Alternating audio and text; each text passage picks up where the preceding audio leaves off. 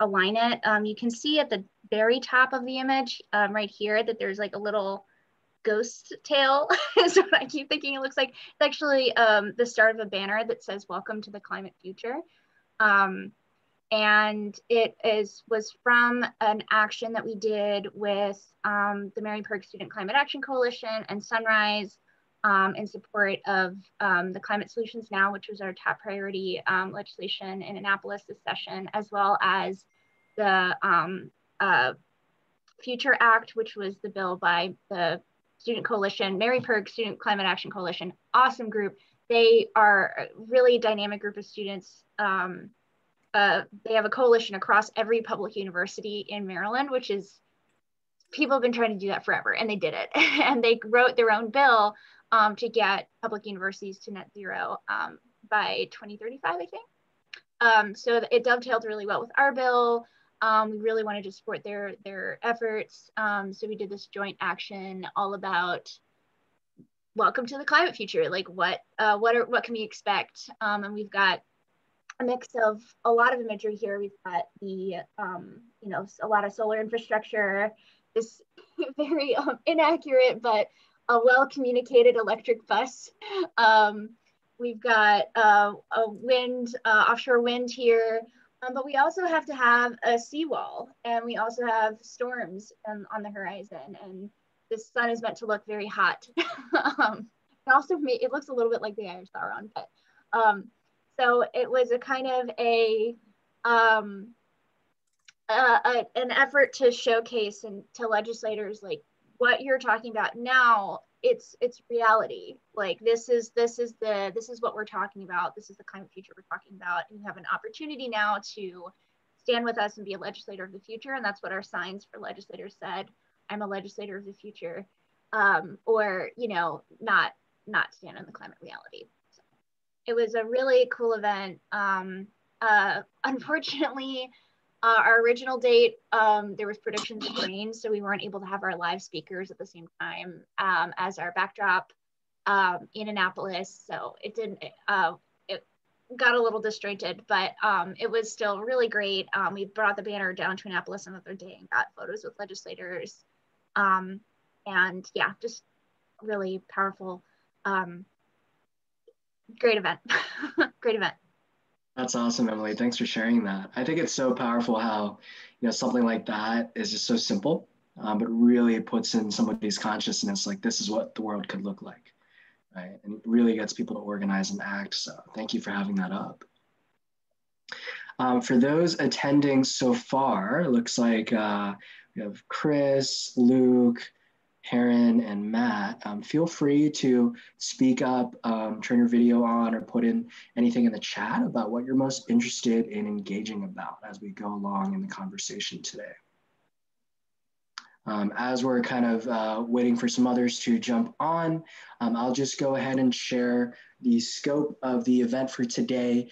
The community conversation, as envisioned, is a roundtable where we've brought along a lot of our lovely panelists here that you see on camera, and we're going to actually be introducing them as the conversation goes along, and as certain themes come up, whether they're related to community growth, personal growth, their own professional growth, and what they're envisioning to have and help others grow through as well, and the impact we're doing together and we're part of together locally here in the DC, Baltimore Metro areas, as well as, of course, globally. So just capping off Earth Month and the celebrations we've had organized with Good Neighbors Group and Sustainable You, of course. And we're so excited to have everybody jump on. Looks like somebody else just jumped on. Feel free to speak up, whoever just dialed in. I'm happy to rename you too so we can address you properly. And then as we kind of go along this, we'll kick it off with some opening remarks soon, and then kind of highlight a lot of our very fun and a little bit younger panelists who are just getting into the world of what the sustainable or green industries will look like. So really exciting times here.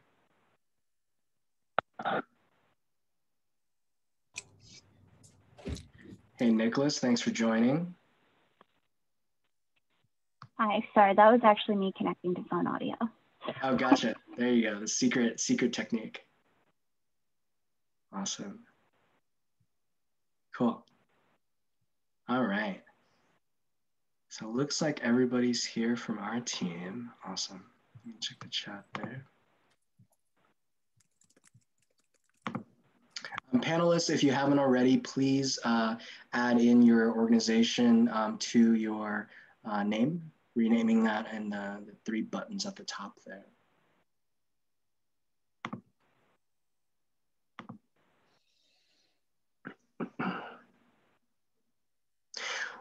Who feels like they've been a part of something or made something even that Emily has in her background right now? Does anybody want to speak to that? It's bringing me like flashbacks to like when I was in like school, and I remember drawing those things, and I realized that, you know, growing up, like I stopped doing them.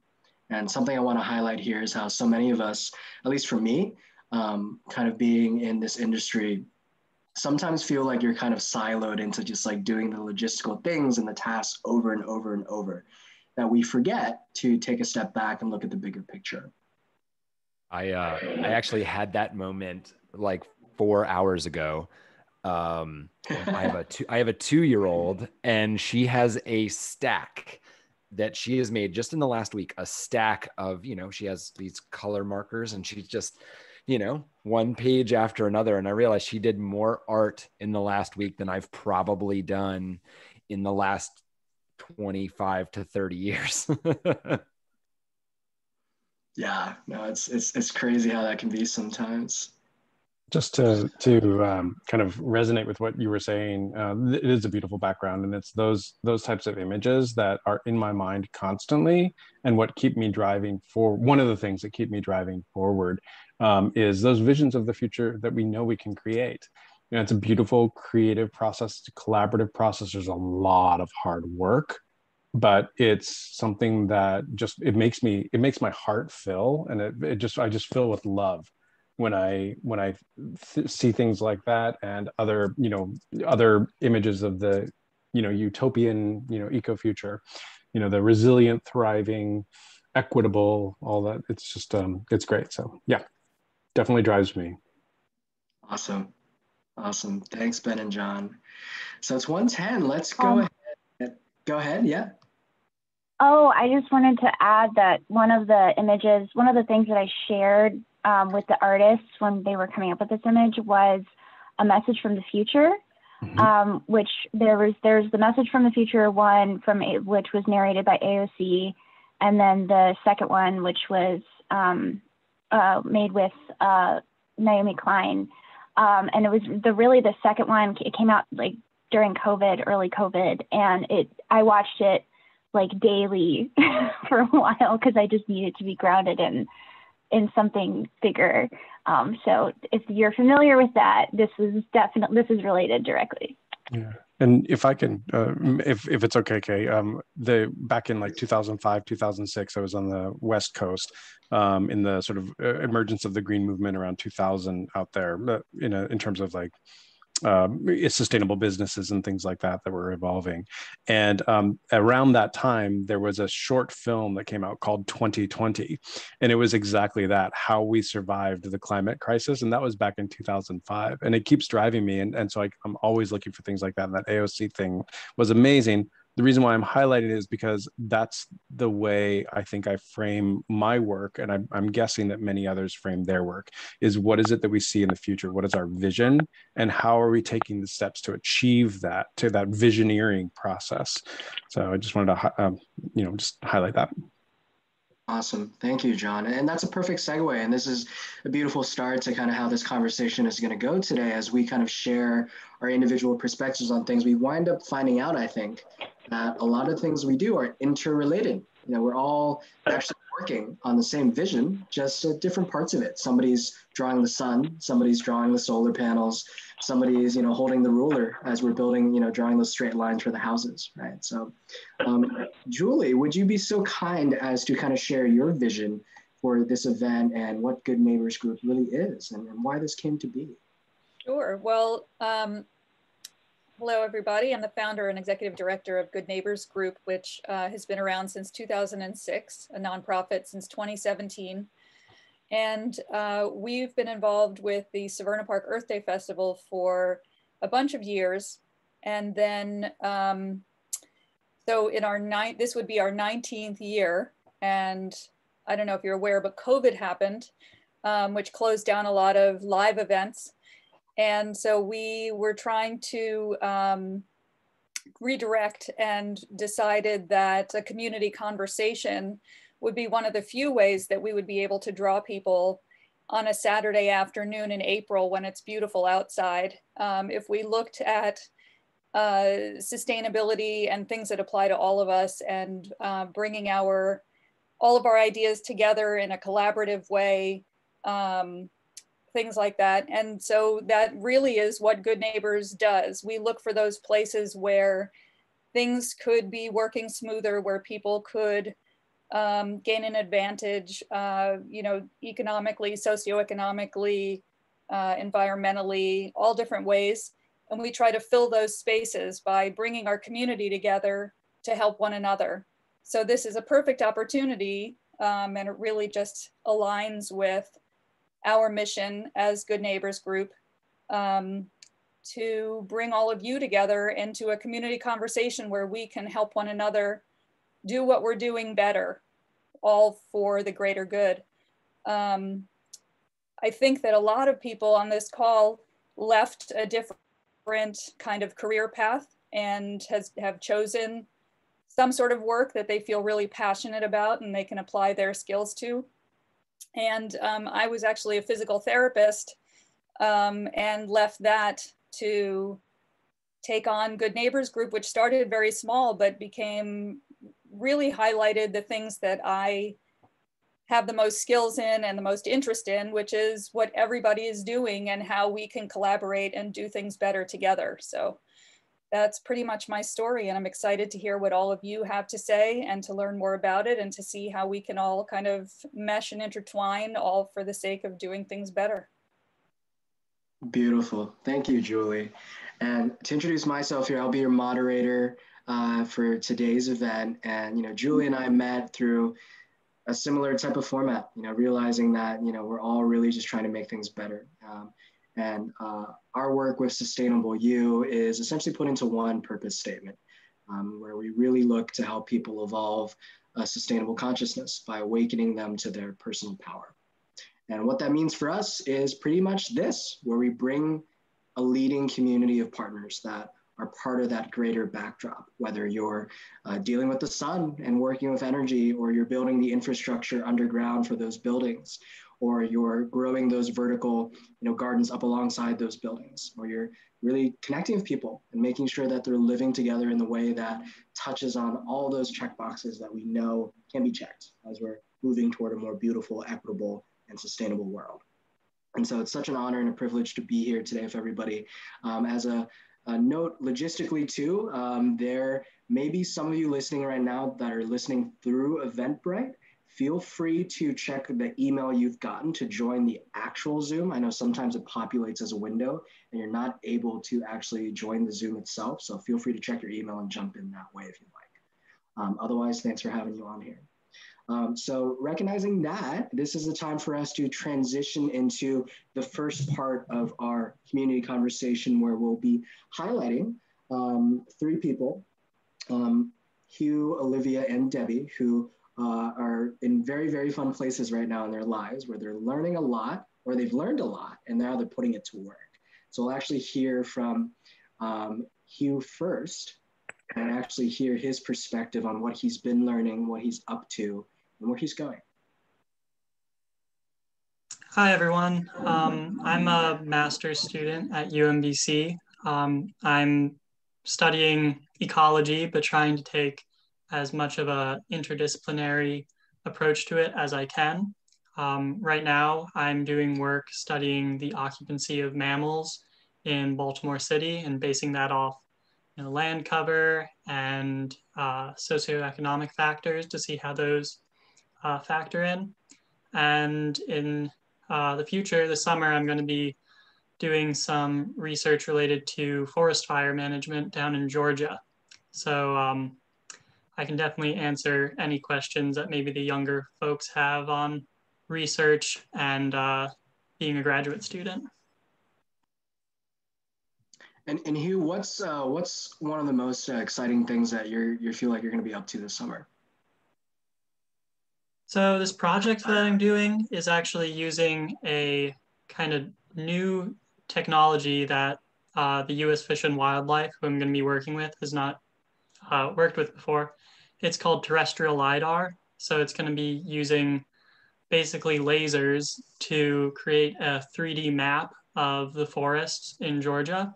And that's a big thing that, you know, I didn't expect to get into when I started studying environmental science and ecology, is mapping. But GIS, which is Geographic Information Systems, and mapping, I've realized is such a powerful tool to reach out to people and also to make a lot of the knowledge that, you know, as scientists bring to the table a little more accessible to the general public. Gotcha. And there was in your travels, like, do you feel like it's interesting, like another thing you're working on, right, is looking at Baltimore, right? And a lot of the work there. So as you've been traveling around and as you're traveling around, what makes it important to you to kind of do some work, you know, right where you live, like in the area where you live? Yeah, so I think one challenge that a lot of conservationists or other people who are trying to just better the environment we live in, one of the big challenges we face is that a lot of the things that we talk about isn't really easy to see for a lot of people on their local level. Like, we can talk about how, you know, there's this horrible catastrophe for a lot of island nations where sea level rise is affecting them really greatly. But for somebody who lives in, you know, the Midwest United States and doesn't live anywhere near an ocean, that's not a really easy issue to relate to. So I think the more conservation research or just information that we can bring out to people that's close to home for them, the more we'll be able to engage the community into either local grassroots projects, and then after that into more countrywide or even global initiatives. Gotcha. Thank you, Hugh. Olivia, I feel like you might have some things to respond to in terms of what you're going through right now and studying as well. Yeah, I am definitely inspired by people like you. I also feel like I didn't really start out in the environmental science field, but I went into my college, Swarthmore College, with a more humanities view, which is equally important.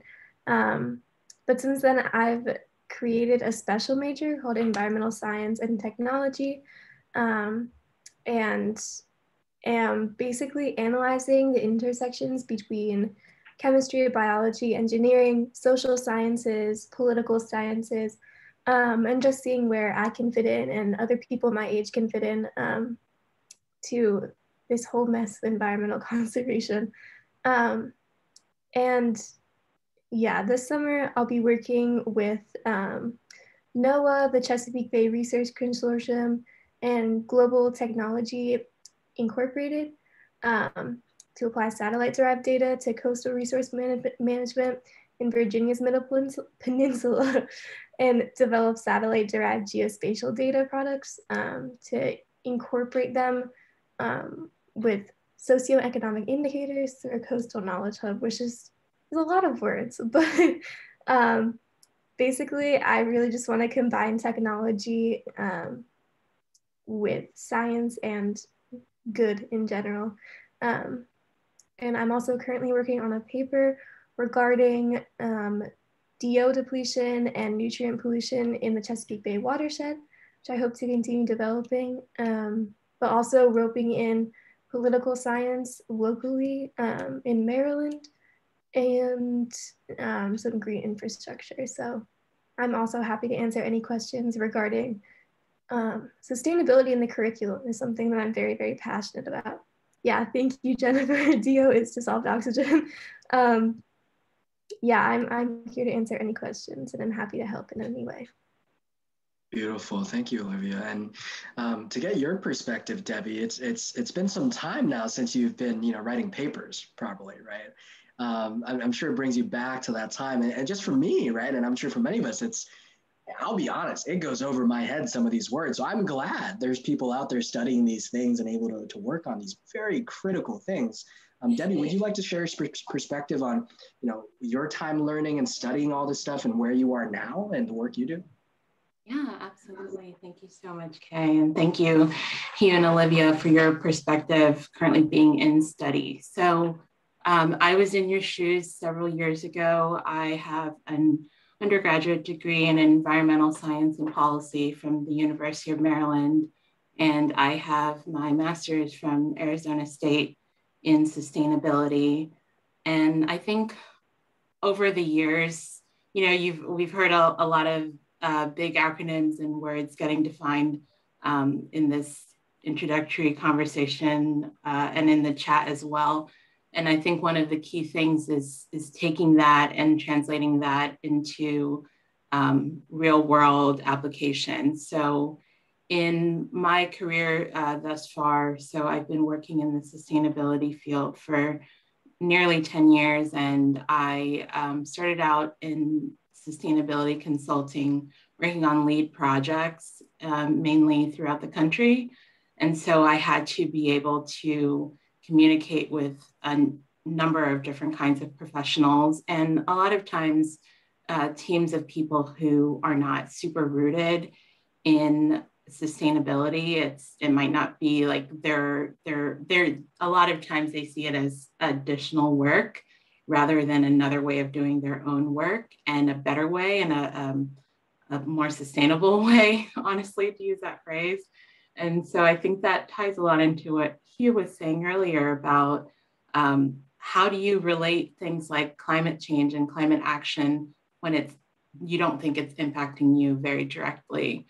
So in that lead role, I was working a lot with construction teams and bridging that conversation from how can every piece of your construction project be sustainable in order to meet LEED criteria.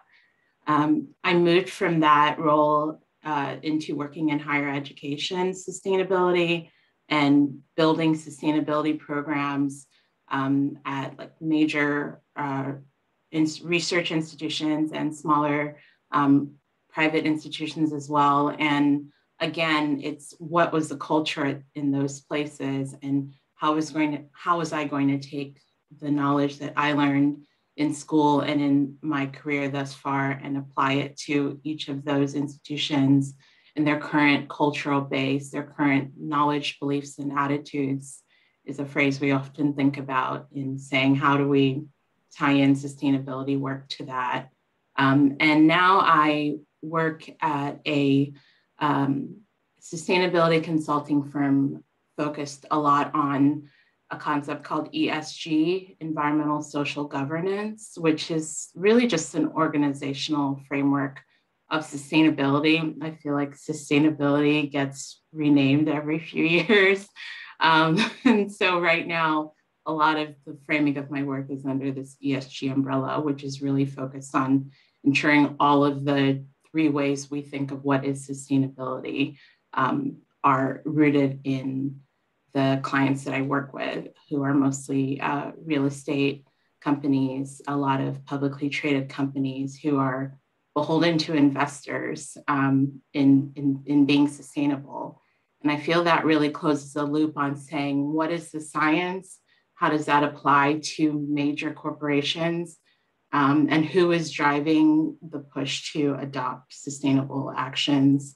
So it's been an adventure. I've lived all across the country in many different roles, but I think translating that science and policy and theory to every day is essential once you start down your career. Excellent. Thank you, Debbie. And it's just being that bridge is really interesting. A big part of our Earth Month festivities, as we've been hosting, content from, a few of our panelists and a lot of other organizations throughout the month. And for today's event is really the question of like, how do we share the bigger picture and be the bridge to get people to really want to look at it, really look at it. And Hugh, I feel like you might have a response to Debbie here. Do you feel like, I don't know about you, but I know when I was in school, I was like thinking, wow, when am I ever going to apply what I'm learning here in the real world? And I think you actually might have something here where you feel like you would be able to apply pretty soon. So I'd love to hear your thoughts a little bit. Yeah, so I think I've been really lucky at UMBC because the professors are so willing to tie in even undergrad students to their research. So for me, like in the past, I was working with a professor who I had done a couple of these mapping classes with, and he was doing a project mapping the effects of tropical storms on rainforest in Costa Rica. And, you know, already as an undergrad, I felt like I was doing research on something that was really making an impact, even if it wasn't close to home. So I think, you know, just a little advice for anyone who's an undergrad or a high school student even here is you really have to, you know, if you seek out opportunities to use the skills that you're learning, it's going to be extremely rewarding for you, and it's going to make your education be, you know, that much more important for you as well. So I would really recommend reaching out to professors if you can. That's awesome. Thanks, Hugh. And Olivia, you know, you seem really passionate to speak about, you know, the curriculum. You know, Hugh just kind of mentioned like the approach at UMBC has been very, very valuable for that. How have you felt kind of making your own type of, you know, coursework and study? Yeah, I almost feel like an environmental studies course should be mandatory, as a gym class is mandatory in middle school. I feel like they're on the same level, if not one is more important than the other. I won't say explicitly which one, but I think that incorporating a class like that and community conversations into the curriculum, especially at an early age, is essential so that you end up growing up with that information. I grew up with this information because of my mom, and it honestly, I'd like to think that I would have come to the same field if it weren't for her, but who knows? I think it would definitely have guaranteed I went into the same field as I'm in now if there was a stronger emphasis on sustainability and environmental consciousness in the curriculum. But that's really where you get a lot of flexibility in college, because there's a lot more opportunities to speak with people about the environment. You can choose your own course direction regarding the environment, especially when you're at a small school, in my experience. You can honestly just walk up to a professor and start a conversation over lunch, which is a great experience. So that can all come later in life, but I think that we also really need to emphasize this level of learning at an earlier age as well, because I really didn't have that much experience with sustainability in high school. And I'm making up for it now in college, but that's something that I find essential. I'm interested in hearing other people's perspectives on that as well.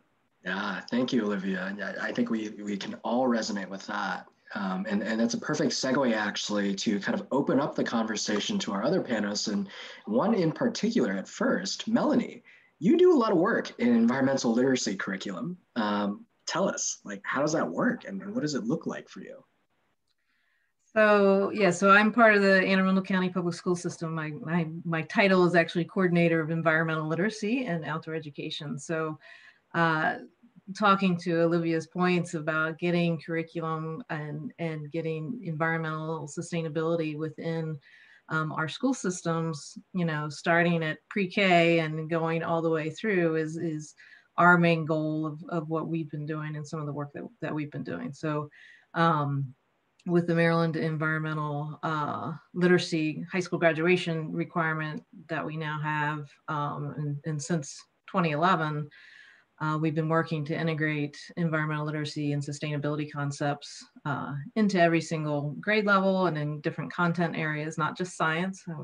I always have to remind some of my science colleagues that it's not just environmental literacy is not just science. It's about social studies and health and technology and all across the board. So really trying to give students kind of that rounded experience of, you know, learning about and applying what they're learning, whether it's in science or social studies, and using the environment as a lens to look at those concepts. And that's really been our goal. And then on top of that, our main piece is really to engage and encourage students to take action, right, for the environment.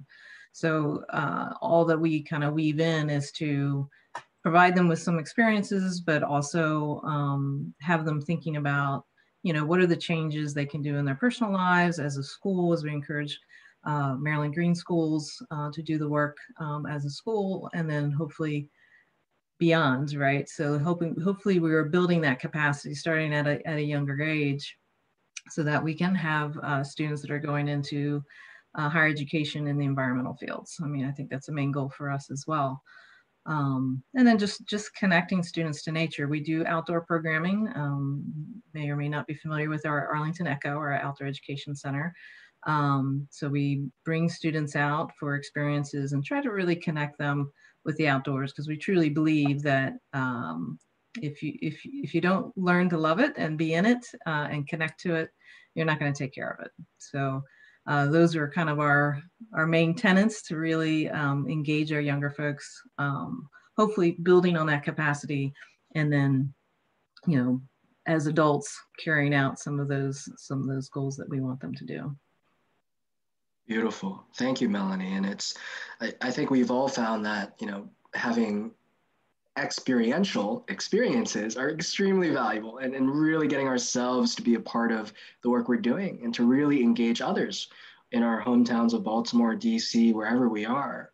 And, you know, it's a lot of the things we tend to learn, right? In school, it's like, the question is like, how do we apply it?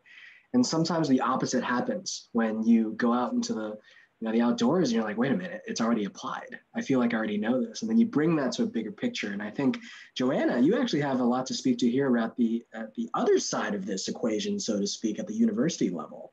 What does it look like, you know, working with you know, past students like Debbie and working with amazing, brilliant, you know, students like Hugh and Olivia at the stage they're at?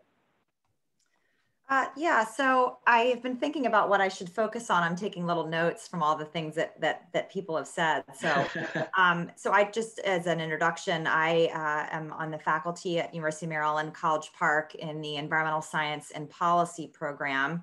And I'm also the co-director of the Sustainability Studies minor. So what's neat about that is that a student that's majoring in architecture or urban planning or engineering or sociology can do the sustainability minor and then give themselves that focus area and that sort of showing on their resume when they go to the workplace that environmental issues and sustainability are important to them. And our program, you know, just thinking about what Melanie said about environmental studies or science, it's not just about the hard science, it's about the history and the law and the policy and public health and the technological solutions. And so there's so many directions you can go with it, which is really, you know, why we have, I think our program is so special. You know, we have 11 concentrations that you can choose from. You major in environmental science and policy, but you can go into wildlife, you can go into biodiversity, you can go into global environmental change, which is, you know, essentially climate change. You can go down the policy route, land use, and our newest concentration is, which we're so excited about, we're working to hopefully get this launched within the next year, is environmental justice, which is an extremely important issue right now, and one that really combines University of Maryland's goals, which are you know, sustainability. We have a new president at University of Maryland. He's going to be amazing. He came up as he was the dean of the engineering school, and he, I think, just launched 5 new initiatives. And one is about, I wish I had this number right, I should have looked at it, but making Maryland, University of Maryland, carbon, not even just carbon neutral, carbon free by a certain time. I'm not exactly sure, but I should maybe look it up after I stop talking. But Also just the idea of not only increasing diversity among the faculty on the campus, but increasing diversity, equity, and inclusion in education. And I am so excited to have him as president. And so I think our job within ENSP, my program, is to really try to meld those issues together and bring much needed change for communities that are disproportionately affected by environmental issues. So that is sort of one of the things. The other thing I wanted to talk about real quickly is just the importance of experiential learning. I love hearing Hugh talk about the GIS. You know, we have a whole classes now, you know, that are focused on GIS in the environmental context. And we have an experiential learning course where our students have clients. And actually I was gonna tell Emily this, we've done a lot of projects for CCAN. So our students, 5 or 6 of them at a time, are given a project by Ann Haveman. She's still there. So Ann and I went to the same law school, and we've connected, and it's a wonderful way for our students to be. I'm working on a real project for CCAN, and she just got, wow, okay, that's exciting. So that experiential learning piece has become such an important component of college education, and internships and group projects and, you know, study abroad and field work and all of that is so incredibly important. So, and I think most colleges, I have to think, are incorporating a lot of that into their programs. So. Excellent. Thank you, Joanna. And regarding experiential learning, I think I want to highlight one person here. I think many of us have had interesting backgrounds, but one person particularly comes to mind because John, you went to UMD for a little bit, but you started off with kind of something kind of not in the picture of what you're doing now in a way. So care to tell us a little bit more of your story, your academic background, and how you got to where you are now? Yeah, thanks. It just kind of surprised me with that there, Kay, but thank you. It's very interesting. So I want to just claim that I'm a UMBC alum as well. And there's a lot of amazing work there. I actually started off my career, I've always been social environmental justice sort of campaigner and organizer, since I was I think around the first the justice stuff I did was around 7 years old or something. And I took a little bit of a segue when I got sort of addicted to the arts. I got involved in theater, film, television, and I really felt like I was just invigorated by everything. And I also felt that I could align my creative passion with my passions for these other things and do sort of essentially works that address these issues, all the issues, right? And so I went and I pursued that for a while, and I actually went to UMBC. I was going to go to UMCP, College Park, but UMBC had a really interesting program, a very interesting theater department. And then also I was able to create my own major, which I think, Olivia, you said that you did, combining literature, film, and theater. And so I did that for my own thing. And then I went off and I did a bunch of stuff. I was a professional in the entertainment industry for a while. And after a while, I kind of lost a little bit of my focus on social and environmental issues until September 11th happened. I was working at Yale, which I had actually been rejected from. I was working professionally as an actor there. I was rejected from their graduate program and then ended up working there. It was very funny. And wasn't rejected. They just said, why are you doing it? You're already working. So in any case, I went there, and that was when September 11th happened. And so I kind of did a restock and kind of looked at the impact and how, maybe I've veered off the path that I wanted to do.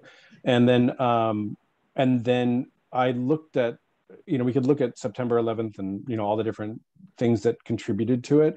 But in core, what I saw was resource extraction, creating extreme, issues, in other countries, imperialism, colonialism, all that kind of stuff. And ultimately looking at the stressors that keep people from being able to achieve their own fulfillment, as well as keeping society from evolving. And so then I decided to work on sustainability issues, because I figured that if we can figure out a way to reduce the environmental pressures, the food pressures, the economic pressures, because they were all interconnected to me, which is one of the interesting things about what you were saying, Olivia, is that it's all intersectional. you know, and it's so important that we address all of it, you know, that we are aware of it, even though we may only focus on one aspect of it at different times or maybe throughout our life. And so then I got back into environmental and social issues, and then got into clean energy, did a lot of energy efficiency, building LEED performance standards, and a number of other things. Did that for a while, got into clean energy, went on some crazy and amazing adventures abroad, trying to develop clean energy technology companies.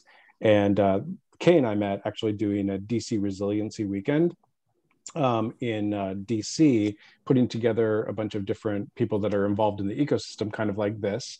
And I was also working at SolarCity and Tesla at the time. And then Kay eventually came on and joined us there as well. So I'm hearing the clock tick as I'm talking. So I'm not sure if there's a specific point that you wanted me to get to, Kay, but yes, it has been an amazing adventure. I still, you know, leverage and celebrate a lot of the cultural aspects of, you know, theater and everything, and the creation of community. And the creation of ecosystems so that we can create that sustainable, thriving, resilient future, and all the different parts that we play. And right now I'm focused on circular economy specifically, and I'm going to stop there. Beautiful. Yeah, I know there's a lot more to that, John, and we'll loop you in for that part of the conversation later on. It's so interesting. Like, I don't know about you guys, but I'm like, wow, did everybody go to UMBC? Like, am I like the only person? So, but then I remember that our lovely Jennifer Carr, went to Penn State. Jennifer, do you want to speak a little bit to your different academic background? And actually, I would love to hear, because you had a kind of an interesting non-traditional approach too, in a way, where you actually went to Serbia for a little bit and then came back. Yeah. So I went to Penn State, and I started out like many people in their undecided program. And then I saw a flyer about a course that went to Ghana, West Africa, and it was all about human environment interactions. And I said to my advisor, oh, this can count towards a major. And she's like, well, if you switch into geography, it will. So I switched majors that day and switched into geography. And so I did primarily courses on human environment interaction. And then my first job out of school was with an education-based nonprofit in Baltimore. I graduated 2007. The economy wasn't so great, so I ended up working for an education-based nonprofit. Wasn't really what I wanted to do. I got an internship in refugee resettlement. I did that for a while, taught English in Serbia, and then eventually an internship opportunity opened up through the Chesapeake Bay Trust with the Arundel Rivers Federation. And that's when I was able to switch into the environmental side of things. Gotcha. And what is how did that kind of really speak to your passions? Like, when as you were kind of growing and traveling to Serbia, and then figuring out like, oh, this is not really what I want to do. Like, where are you at now in your life? Are you doing something where you're like, yes, this is exactly what I want? I'm still very interested in the human environment interactions. And if you're in this area, everything's about the Bay. So I am very lucky to work for a wonderful organization that does a lot of great restoration work. I've met some really wonderful partner organizations. I'll give a little shout out to Watershed Stewards Academy, which are amazing partners to work with. So I've really enjoyed that line of work. My heart's always been in international conservation development, but when you're raising a family, it's much easier to focus on conservation when it's, literally out your back door. One day, hopefully I'll be back, doing more conservation that also intersects with, the refugee crisis and that sort of thing. But for now, you can't go too far in this area without being reminded you're in the Chesapeake Bay watershed. Gotcha. Yeah. Thank you, Jennifer. And that kind of brings us to Emily. You kind of have an interesting kind of take as well. And would love to hear your personal story of how you were impacted and kind of that changed your thought on the work you're doing now.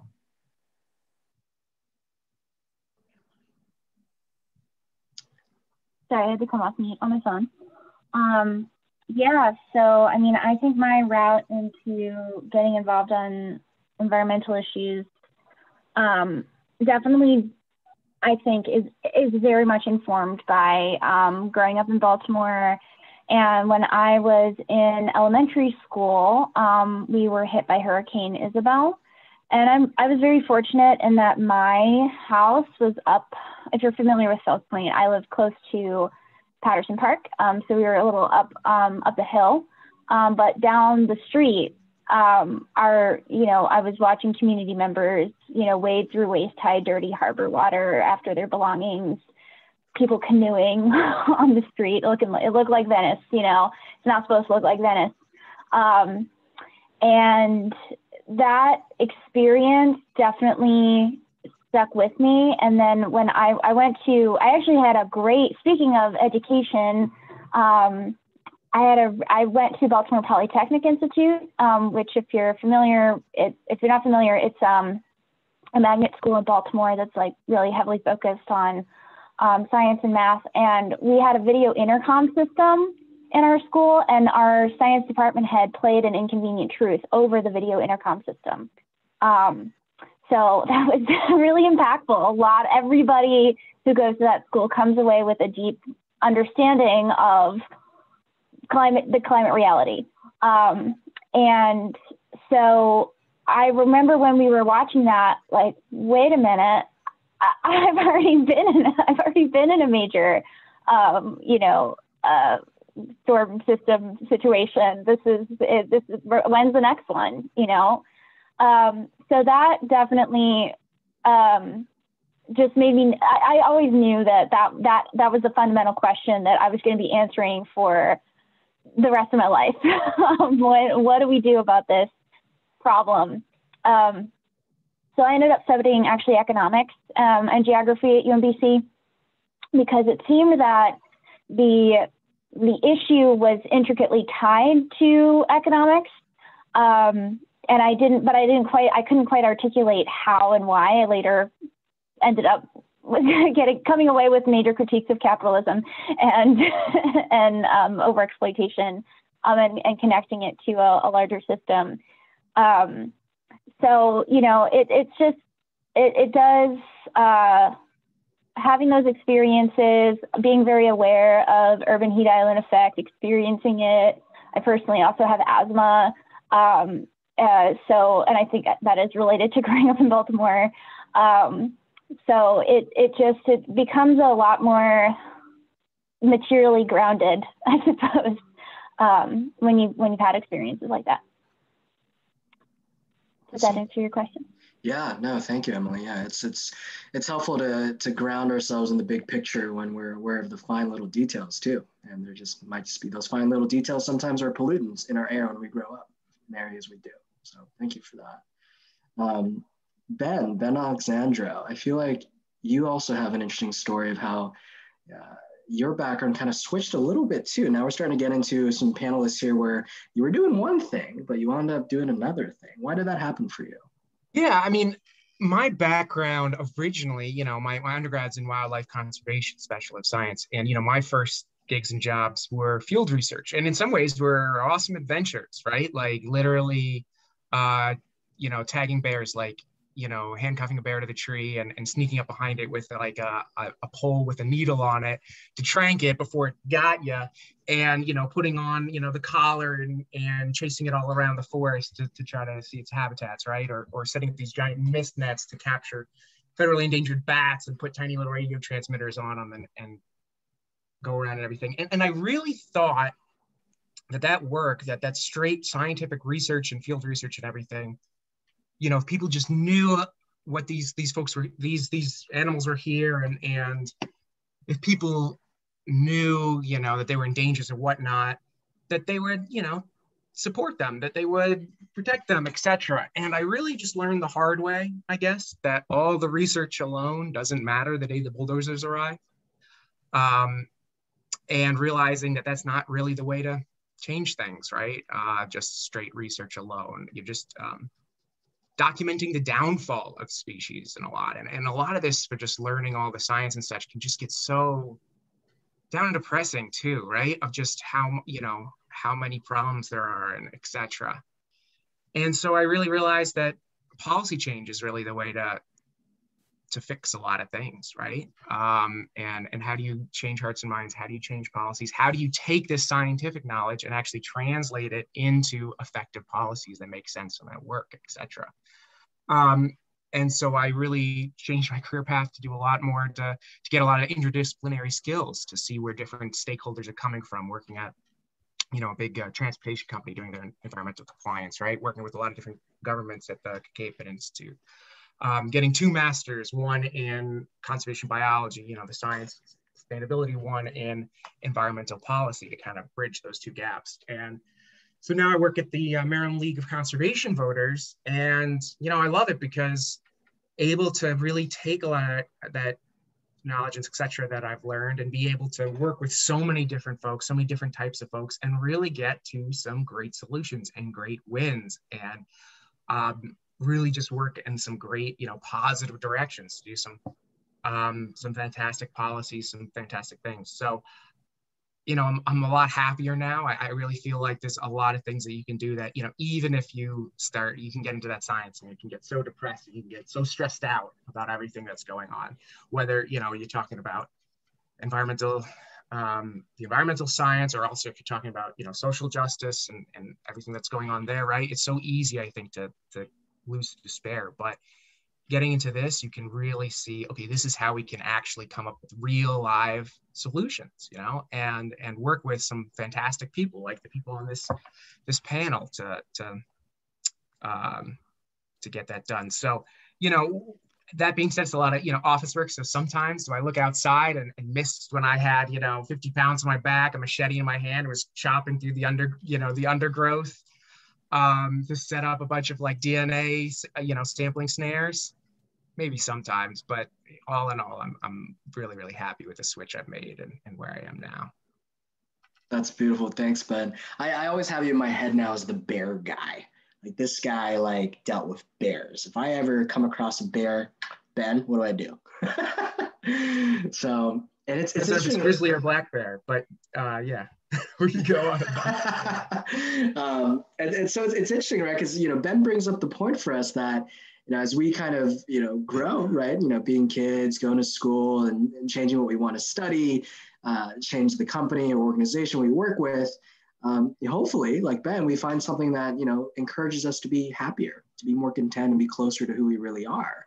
And I know some folks that would love looking at data for like 24 hours straight. And then if it was me, I'd be like, oh God, 30 minutes of this is like, I'm out. Right. So I'm with you there, Ben. It's not for me, but for some of us, it's extremely valuable. So there's another person here that actually kind of is be lovely to bring in. Josh, you kind of had a really diverse background too, of all the things that you did. And now, like in Baltimore and growing outside of Baltimore, you have a pretty specific focus on what you do. Can you tell a little bit more about your story and what you do now? Yeah, thanks, Kay. I think that I've had 3 kind of sub-career sets. The first was, similar to some of you have said, like the word career felt like a bad word to me. You know, I was going to be beyond career and be like a traveling musician who, you know, didn't have to have a career. And, you know, that got me until my 20s. And then I evolved that into a career as a writer. So I graduated from Evergreen State College and spent 5 years, you know, working my way up through various internships to be able to say, hey, I'm making a living, you know, with my pen. And I really hit a wall. I was living in Seattle and I had recently gotten divorced and was working in a newspaper, and I was coming to work every day and feeling like this is the best thing that I could envision, and it's not really good enough. Like, I feel like my hands aren't in the dirt enough, like my heart isn't in it enough. And one of the things that I'm proud of in this life is that I took that and I really acted on it. So I sold my house and I quit my job and I got rid of all my things, and I just kind of waited, you know, couch surfing and waiting to see what the universe needed me to do. And this was back in the early 2000s, I guess. And I met a woman at a festival, and she called me up one day and said, hey, have you ever heard of permaculture?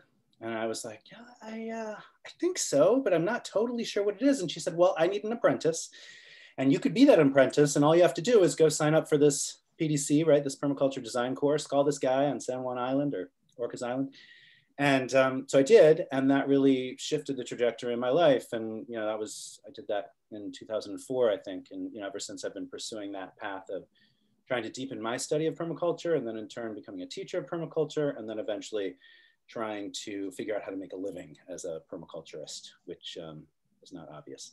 But that led me to spend a lot of years working for nonprofits, doing a lot of the amazing kind of work that I hear some of you are involved in, and also to really butt heads with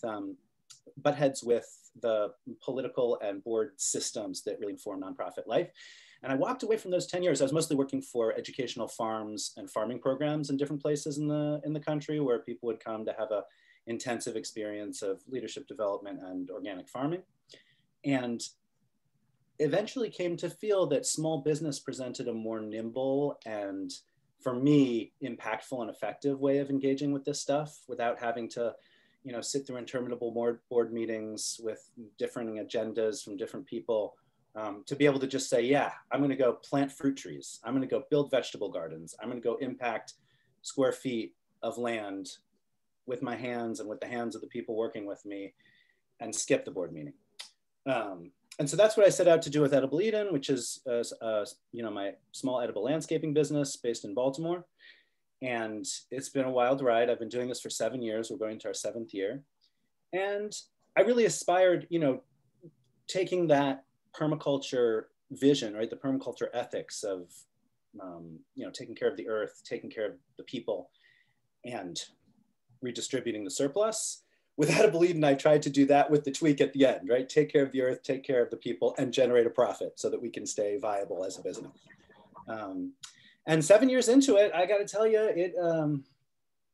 on one hand, it's working. I'm 7 years into it. I have young children, and I'm paying my mortgage, and I'm paying a team of people. And on the other hand, I found that, the underside of that is that small business is also a really complicated place to be, because I find myself between really putting those ethics to the test, like really getting down to the limit of, well, I want to work for you, but only if I can get paid 25 bucks an hour, and I don't have enough money to justify that. So where am I at as an employer? Or I want to hire these people, but I actually don't have the profit margin to offer health insurance. So where does that put me as an employer? What does that mean? So right now, and this is where I'll pull this together, one of the things I feel inspired and excited by in talking to you guys as the business has grown and scaled, and we do different kinds of work and we have different opportunities for different types of employees, is recognizing that an internship program, a hands-on apprenticeship program that would meet the needs of students interested in this work, probably over a summer semester, and possibly some combination of paid or integrated with some sort of academic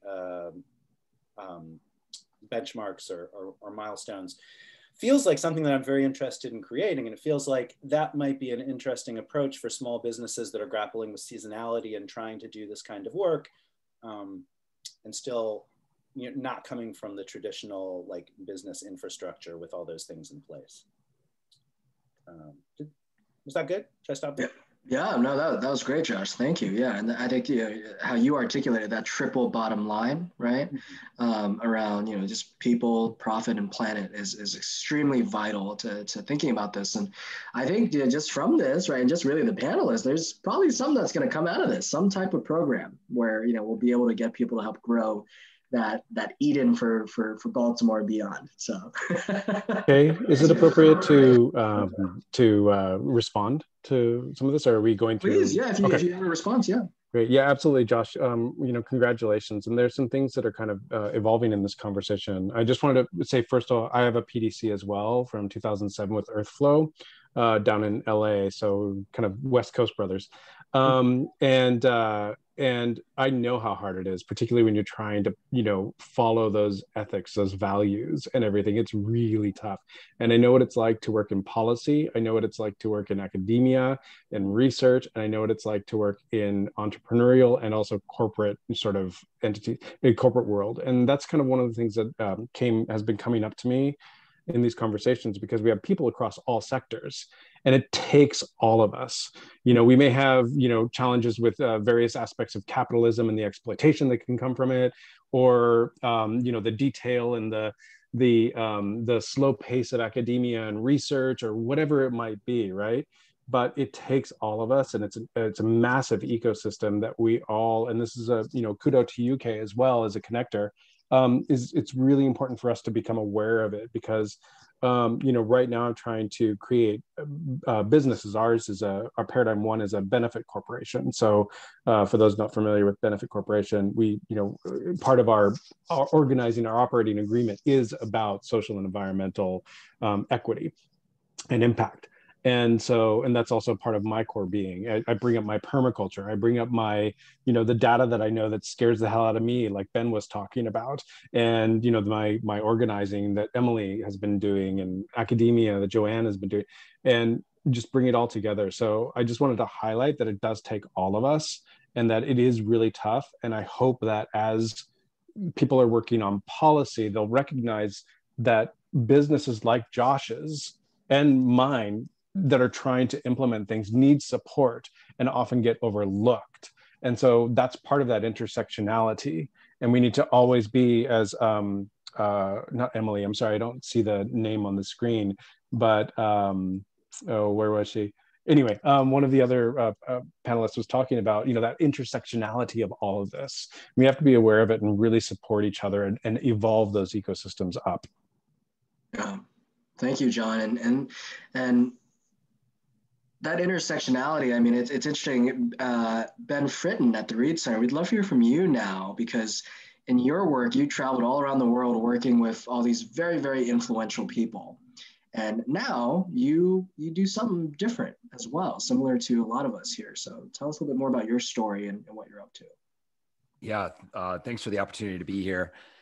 I've been resonating with so much of what everyone has been sharing, and particularly Josh. I too am a permaculturalist, permaculture designer, mostly because that's what is becoming a more understood word to hold this multidisciplinary, systematic methodology of trying to reintegrate with ecosystems to meet our needs from thriving ecosystems, a way to bring people together around what actually matters, not, you have the same football, we're fans of the same football team, or we both watched all of Game of Thrones, like these very surface things. We can't live 4 minutes without oxygen, 4 days without water, and 4 weeks without food, give or take. And so this really is why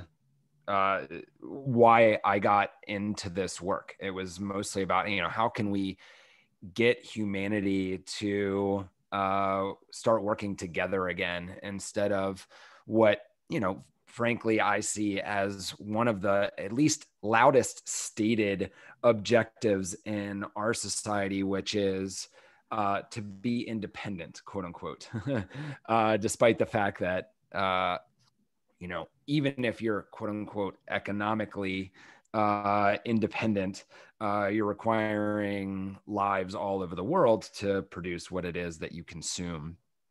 So to get back to specifically what Kay was referring to, I actually might be the only person here that did not go to college. I don't know if there's anybody else that did not. By the age of 19, I was already, I spent my first couple of days in the White House at 19. I was running speeches, running teleprompters, editing speeches, writing speeches for a who's who of the world's quote unquote most important people. And within that, it's like, I can't even think of a wider spectrum of, how sausages get made that you could be part of than what I was doing. I was in boardrooms, I was with lawyers, and, framing as many different difficult concepts for everyday people. And it really, it's a way to really understand how the world works, in the sense that I worked with anybody from Jane Goodall on one end of the spectrum, and the plastic lobby at the other end of the spectrum. The president of multiple presidents of the United States, secretaries of state, and CEOs of major corporations. So I had a chance to travel, and I rarely got time off when I would travel. But when I was abroad in East Africa, I had 3 days off, and I decided to go visit Dadaab refugee camp, the largest refugee camp in the world at the time, still may be, although they're trying to close it, and some of the largest slums in Africa and informal settlements and IDP camps. And then returned multiple times, because what I learned shook me to my core, which is, I think we're thinking of the refugee crises in a very wrong direction. You know, if we solely look at a refugee camp as what refugees are, or migrants, or internally displaced persons camps as where refugees are, we're missing the bigger picture, which is, right now, for the first time in human history, we're predominantly urbanites, and people are migrating from rural areas to urban areas because rural areas around the world are no longer environmentally feasible places to live or economically feasible places to live, or the combination of the two. And so, I started focusing on some simple vertical growing structures that I patented and started implementing in slums and refugee camps, and realized very quickly, like, that this is important work, but if we're not solving the reason why people are migrating in the first place, if we don't solve this paradigm of, what the wealthiest countries in the world are determining is the highest use of a piece of land. To give you a very specific example of that, Kenya produces 1.1 billion pounds of black tea annually. And if you use that surface area of land to grow sustenance, you could be feeding 100 million people probably, if you use it properly. But economically speaking, black tea is what has been decided for that region. And to take it a step further, Kenya used to be 40% forested. Now, after colonialism, it's down to less than 1% forested. So my work really focuses around, if we're going to be doing reforestation work for the rest of our species, lifespan, forests cannot just be, hey, in 25 years after we plant this forest, it's going to be great for the environment. It's actually got to meet people's acute needs. Forests have to be overtly more valuable standing than they are cut down and turned into charcoal and agricultural fields. So, my work is around creating these, large scale, edible and otherwise useful landscapes that can stand the test of time and meet people's needs. And Ben, could you share a little bit now about more specifically the organizations you've worked with and what you work with now? I'll speak to Forested. That's a 10-acre permaculture site in Bowie, Maryland. Lincoln Smith and I worked together for a number of years. Wonderful human being. Through my work and my travels around the world, I've had an opportunity to speak at the UN, speak in China. I did a lecture series across China a couple of times, and Europe, as on top of my work in Africa as well. And through that, a family found out about the work I was doing and gifted me a 150-acre plot of land in the Frederick, Maryland area. So we're working on scaling up, how can you make these radically diverse systems literate at scale? And the Reed Center for Ecosystem Reintegration, or the Reed Center, REED, Research, Education, Experience, and Design, are, the 4 buckets by which we're trying to interact with these issues. And so much of the work that you guys are doing is really inspiring. And I look forward to connecting with as many of you as possible. And if anybody wants to take some permaculture design courses, has the itch, we're doing a couple of those this year, one starting in less than a month, middle of May. You know, we this is not just for you guys, but, you know, really what's important to me, and I know Josh kind of hit on this, you know, it's really frustrating that the people that can afford to do a lot of these things, whether it be permaculture design or PDCs, are not the people that can afford it. The people that are going to make some of the biggest change in the world are people that don't have those kind of funds. And we are willing to work with anybody. I'm in a situation being on this land with no mortgage where I'm going to utilize reverse leverage that into making this available to anybody that will use it for the greater good.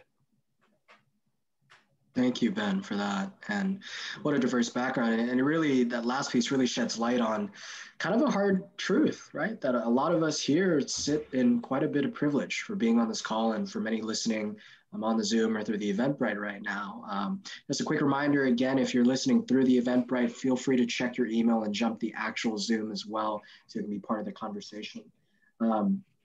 But it brings up like this question, you know, there's folks that are very, very, very wealthy in that upper, you know, echelons of percentages. Then there's, you know, a kind of a middle class that's shrinking. And then there's everybody else. And a lot of the work that, you know, some of us do here kind of touch on that growing, hopefully, a middle class, where we do have a good bit of privilege and we can have conversations like this to hopefully make a larger impact. And Jeremy, you actually kind of, you know, that's kind of the market that your business kind of speaks to, right? You know, the average homeowner and what they can do with the time and resources they have to make their own lives and homes better. Can you speak a little bit more to your impact? Sure, and thanks. It's nice to be part of this event. So at Energy Efficiency Experts, we mainly work through the Empower Maryland program, which is a subsidized energy audit program for homes.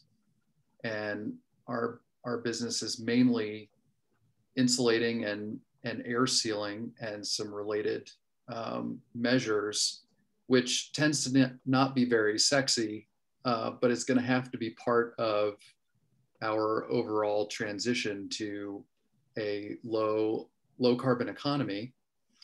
And you know, in some ways it's a hard problem to solve because we have millions of homes, and that means millions of decision makers who, you know, as Kay and others have mentioned, people are in different situations. So you know, we're fortunate that working through the Empower Maryland program is that it makes it accessible to a lot of homeowners because the audit itself is subsidized, and then there are rebates available for the actual work.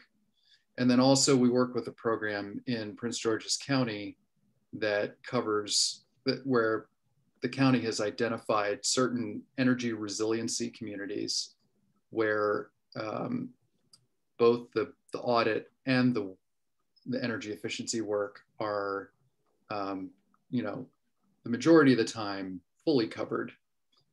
So that's helping folks who are a little tighter in terms of their finances, who may not be able, you know, who are in houses that desperately need some work. So they're sort of paying the penalty of high utility bills month after month, which precludes them from making the upgrades that they need. So this program kind of steps in and bridges that gap.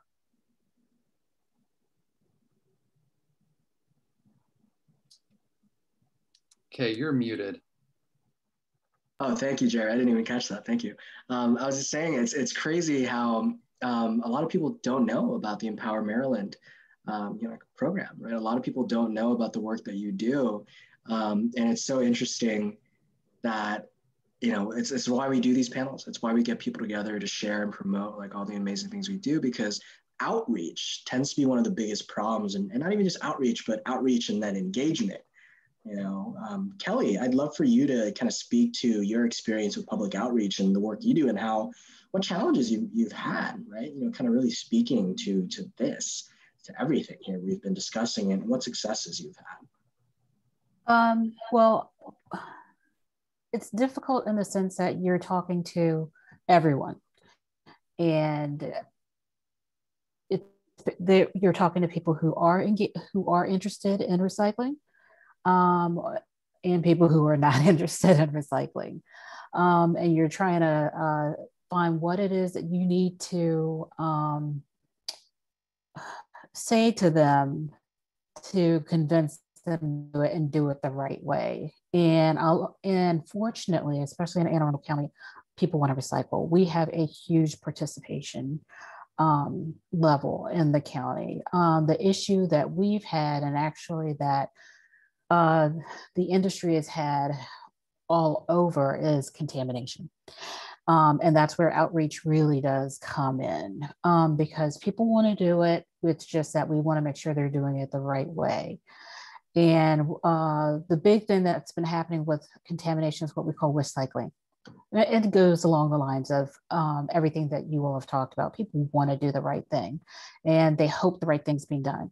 So what they do in terms of recycling is they'll put things into that recycling container that don't belong in there. So, and textiles can be recycled, but that blanket does not belong in that yellow curbside container. And so it's our job to deliver that message to all different learning levels, different language speakers, different age groups, people of different interests. Some are our residents, sometimes our customers are business owners, who then have to get that information to their employees or their staff. So there's a long chain there, but getting that message out the best way possible, and using whatever avenue we have to in order to get it out. With COVID, we haven't been able to do our in-person kind of outreach. So that's been taken off the table, but we've fortunately been able to still find avenues to do virtual face-to-face kind of stuff.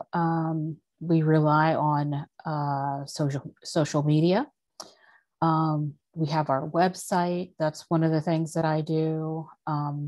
And we also have a new tool called Recycle Coach, which is an app put up by this great company in Canada. And a lot of jurisdictions all over the United States are using it. And it's where we can give them our guidelines, your guidelines, if you live in the county, and then 24/7, you can find an answer to your question. So if you want to know where that blanket goes, you can find out where that blanket goes. And it's been a lot of fun. I think I just came in from talking with my neighbor who runs a veterans home, and doing this kind of stuff, it's fun. We love doing it, and that's what keeps you in it. And you learn so much. My background is, and I mentioned this the other day, my undergrad is in sociology. My graduate degree is in American Studies. The whole thing is that I love seeing how people relate to other people, and also how they relate to things.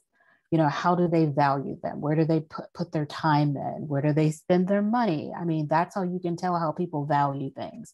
And then me trying to take that as a clue to then find out, well, how do I reach that person to get them interested to do the right thing? Are they just interested in, or is their main point of interest, I'm reducing greenhouse gases, I'm creating jobs, I'm saving the environment, I'm reducing the need for landfills. Or for some people, is it that, well, I know this is going to save money. I know it costs less for you to handle my paper in the recycling container than it does when I put it in the trash can. And those are all good reasons and true reasons, but I have to find the right message to get out, to reach people, to make them, do the right thing, because everyone's invested in it. They just have to see where their investment lies. We used to do, before COVID, we did tours of the landfill. And one thing I would do is I would tell people, this is your landfill. I tried to make them see their part in it. You know, it's an unfortunate thing that we have. We don't like burying things. But what's really bad is when we get things sent here that should never come. And there's never a reason for you to put a cardboard box into your into your trash can. And just seeing how people play a role in directly how they play a role in what's being done now. So, that's a big part of what I do. So, and I don't know if that answered your question or not. It is. Yeah. No, thank you, Kelly. It does. Yeah. Could I ask a quick question? Sure. Yeah. So, having traveled a lot to Europe in my younger days and seeing that there were funds that you had to pay when you bought everything from glass bottles to plastic bottles to really anything, there's money that is added into the cost that you can only get back through bringing it to a recycling bin that then scans it and gives you your money back. Do you think that system would be more ideal? I'm not going to give a judgment on whether it's ideal, but I can let you know that like with bottle bills,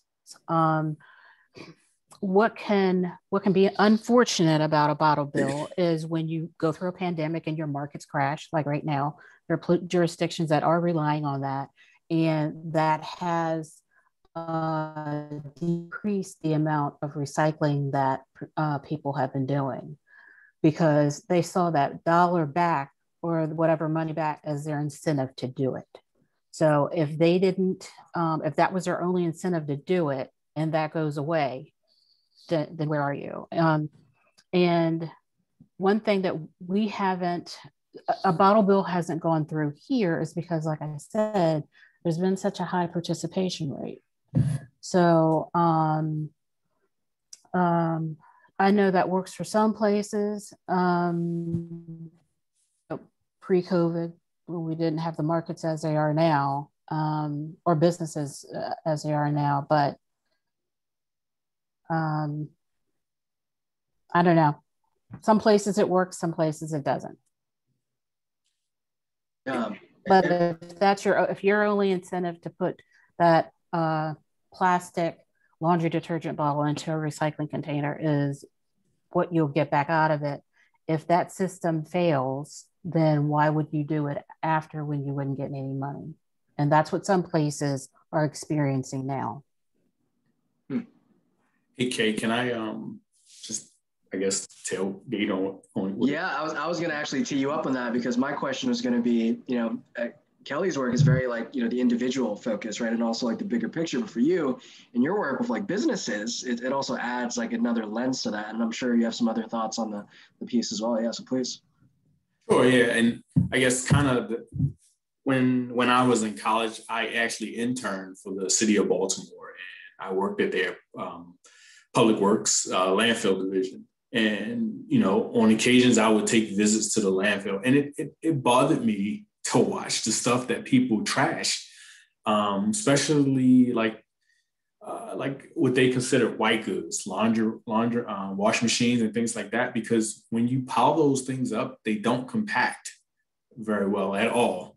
And some of those things could be maybe a $20, $30 fix, and people just, they don't, or some of the stuff is just, they just wanted a new one. So they just chuck it and throw it away. And so that kind of steered me towards, I think I had mentioned it earlier this week, growing up in the urban environment, recycling just wasn't in my mind, because just everything for just tap water, it was filtered, it was sent to me, and I just neglected the fact that I didn't know that not everyone got their water from tap. Like some folks get theirs, are basically getting their water from groundwater. So that kind of led me to wanting to do, to be more environmentally conscious on things, which led me, when I was in college, I wasn't quite sure engineering wise what I wanted to do, but just working for the city and seeing that, it kind of led me more towards the environmental part, which eventually I ended up with LRS Federal, which we do a lot of soil and groundwater remediation, which mainly for federal clients. And the sad part, not sad, but a lot of the work that we do, you won't see, because we do a lot of remediation in situ. So we do a lot of work for the Department of Defense, where we inject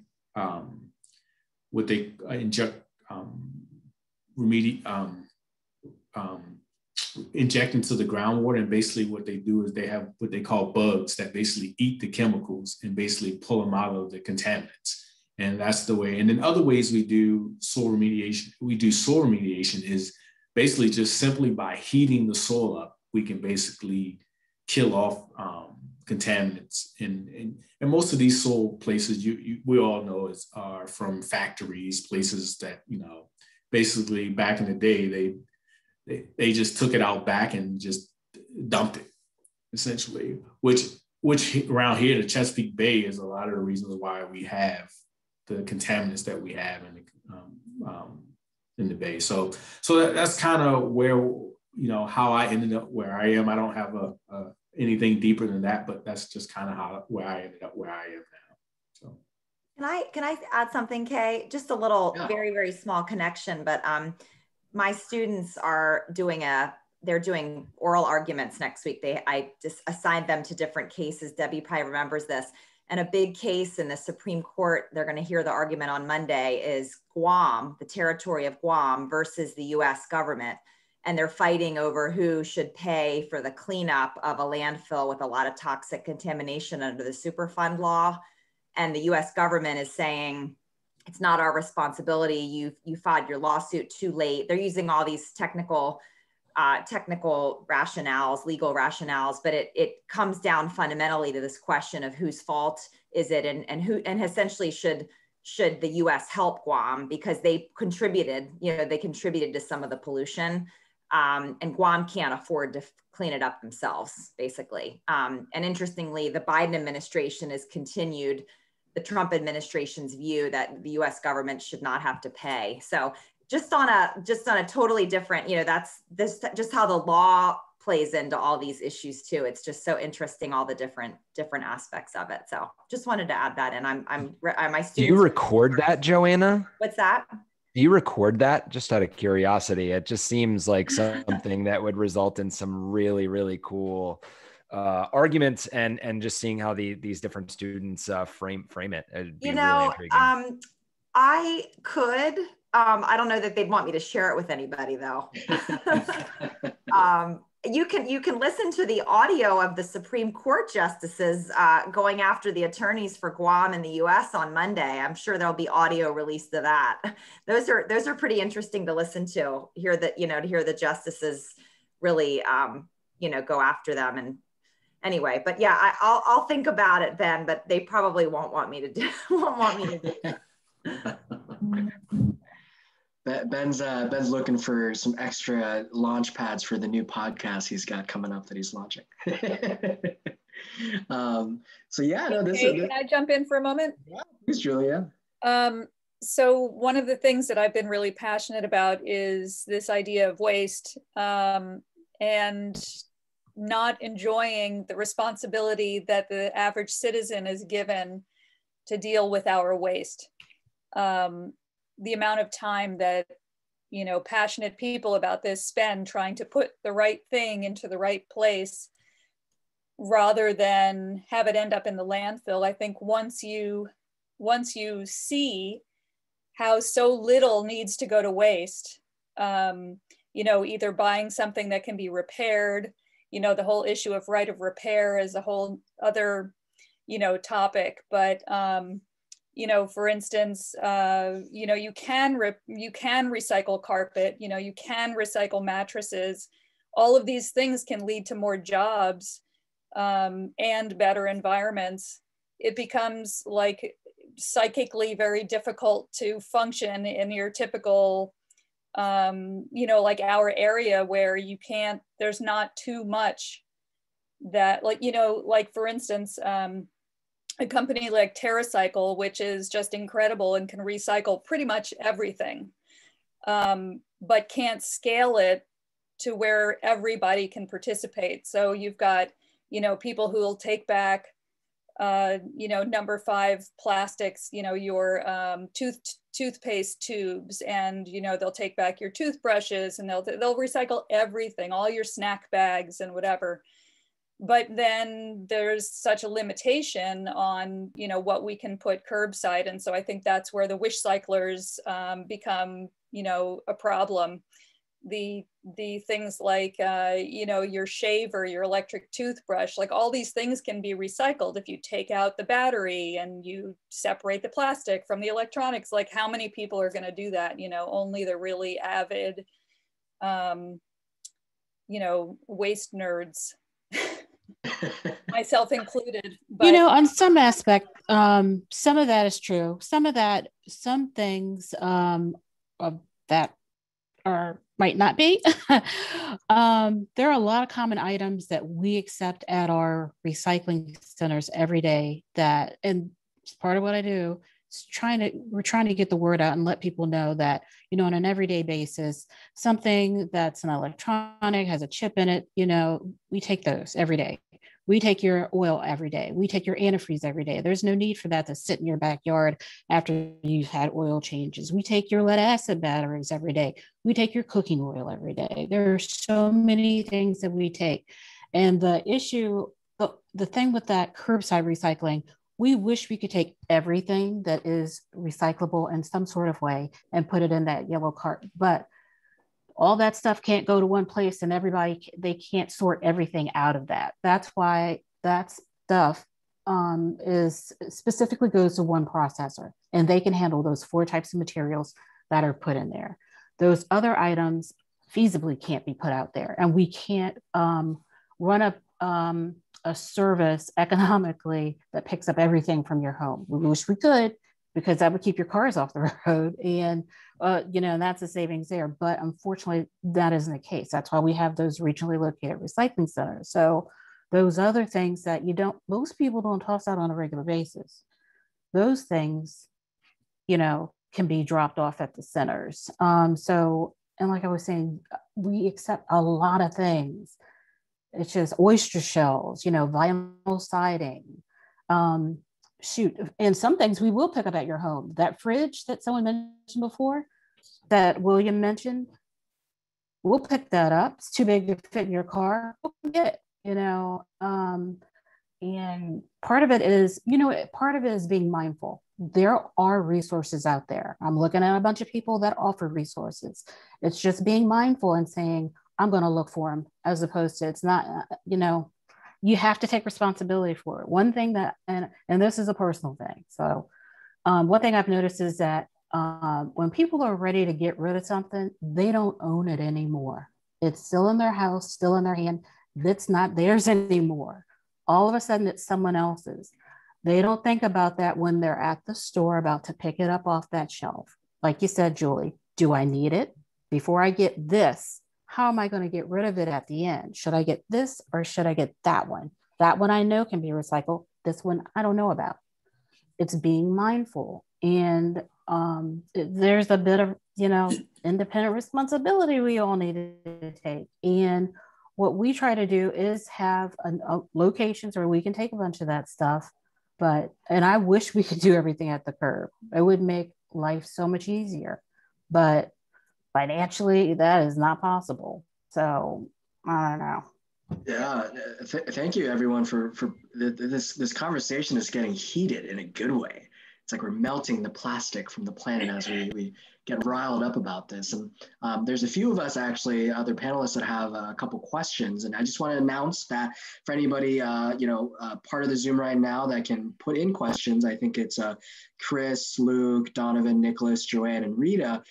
Feel free to turn your video on and speak up, or just put it in the chat if you have a question. Happy to tee you up as well if you have questions for any or all of us, or you want to speak to anything. To segue into, I believe, Emily Frias had a question, and then John, I'll speak just briefly to tee you up, Emily. A big part of this is something that, you know, my organization, Sustainable You, spoke to recently, where, you know, we've been, and with Good Neighbors, we've been doing cleanups every Saturday as part of our Earth Month festivities. And it was really drastic to me. Like I hadn't done something like this in a long time, where as I picked up one single-use plastic water bottle, I found 5 more in the river. And then as I picked up 5, I found 50 more. And I was like, wow, I am like addressing the symptom here, not really the cause, because our purpose statement, as I may have mentioned earlier, is awakening people to evolving a sustainable consciousness. It's the mindfulness, it's the intentionality, is how we show up and behave in our world and how we take responsibility. And Kelly, what you brought up, I think is super profound. It's like, do we own it or not? It's the idea of ownership, and do we take ownership of the responsibility for us to really tackle these issues, right? And so there's a lot to it, I think, that we can get into. So Emily, please, I would love to hear your question about this. Oh, you're muted, Emily.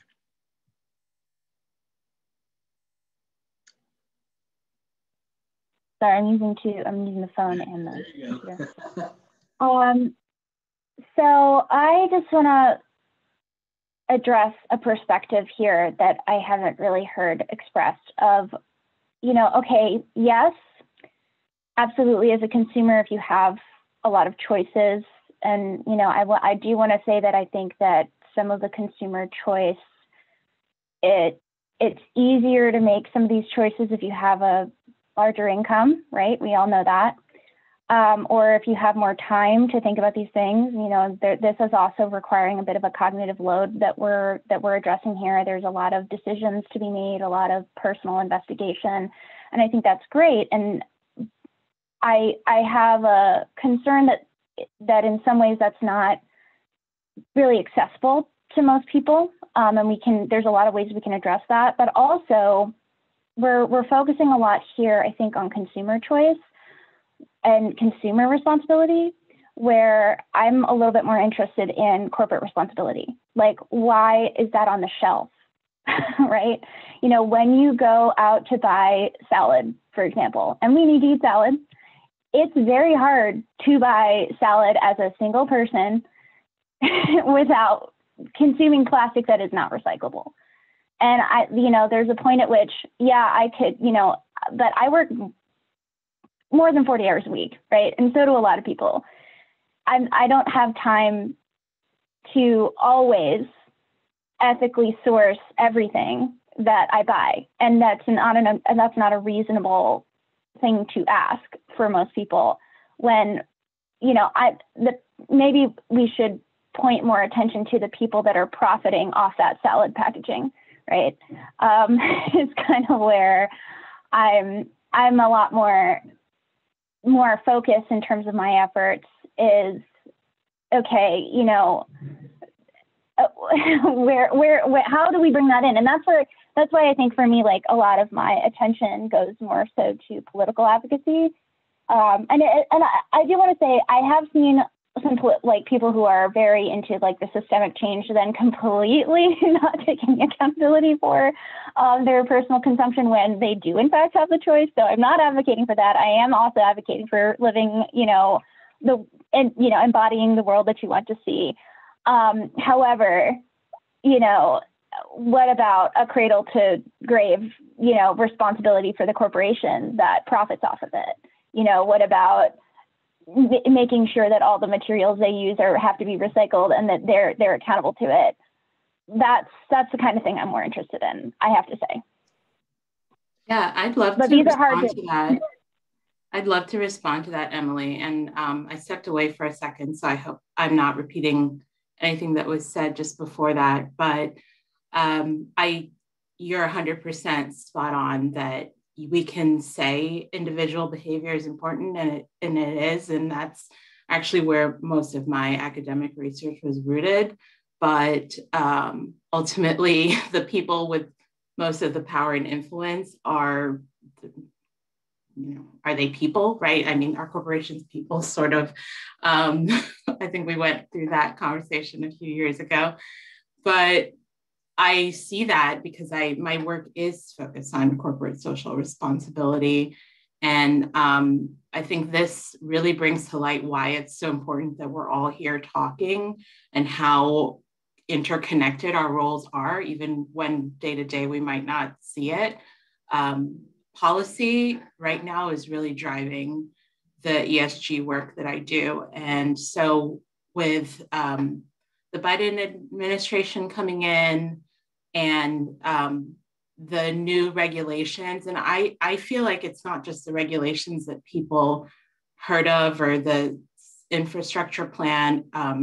A lot of what's going on is conversations around the SEC filings and how when you need to file as a profitable company, you now not only need to communicate your financial activities, you need to communicate your sustainability activities. And in particular, they're looking at it from that environmental, social, and governance perspective. So what you're doing on the social and the governance side and the ethical components come into play. And so all of that is because policies are changing, not just in some of the government organizations or government agencies that we're familiar with, but some of the ones that you don't think of, what does this have to do with sustainability?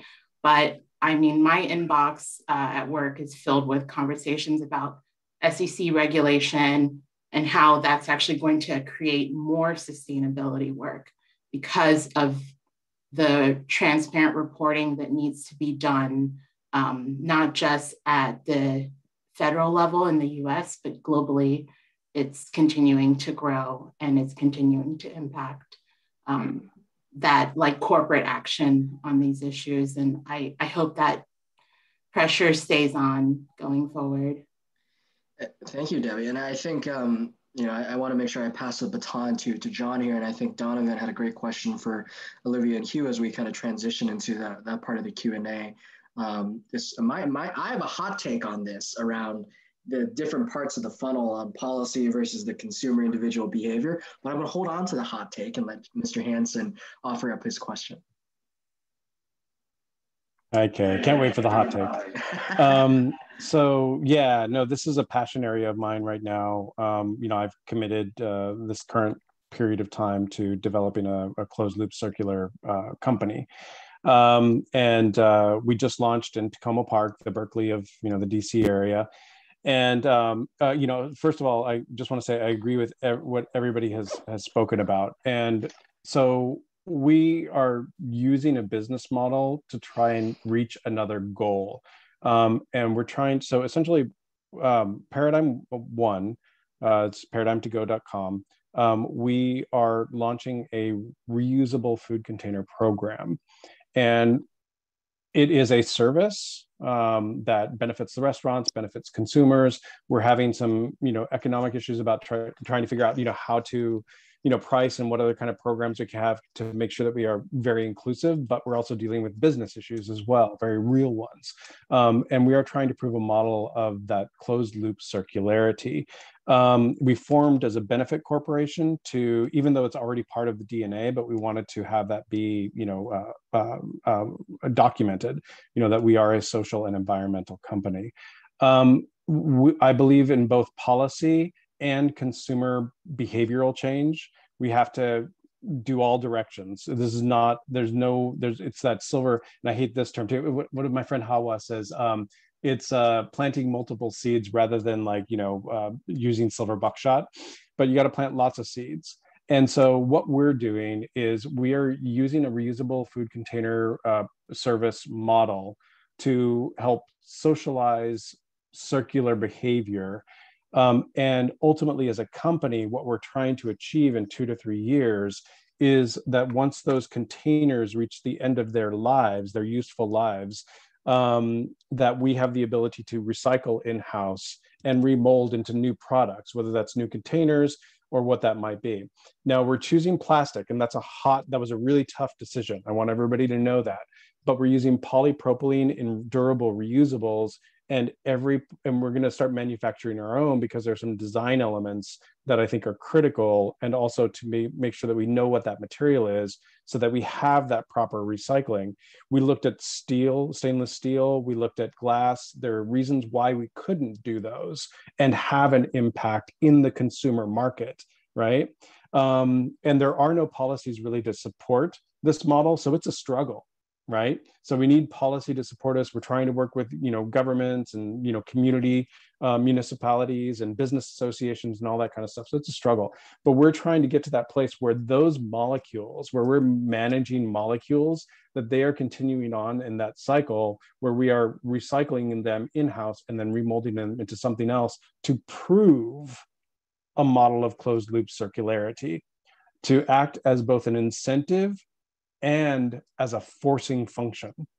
And so it really is, so I just wanted to share that, and there are other companies out there that are doing similar things. They're not going to the full closed loop extent that we are, but they're doing reusable container models. And we're launching it in DC. We're the first to launch that. Yes, and I'm going to stop there, but I love everything that everybody is talking about. I would love to talk about plastics and how we can help incentivize better consumer behavior in terms of recycling, but I'll save that for other stuff. Yeah, I think we're going to have a second panel just for that topic. Yeah. To kind of to recap all that and share my perspective and segue into Donovan, your awesome question for Olivia and Hugh. My quick hot take is that, with my approach and sustainable use, whether it's political, policy-based, business-based, community-based, whatever it is, we've found that the behavior change in the individual is very valuable because, this policy can't be put into place. Obviously, people don't vote for the people to make those policies and vice, obviously. And it's really interesting though that, something that we came to at the beginning of this conversation, like being grounded in the big picture. I think you brought that up, Emily, right? That backgrounding, I love it. I want that like on my wall now. It's like, there's so many pieces to it, right? As John, you mentioned, and it's like, how do we all play our part?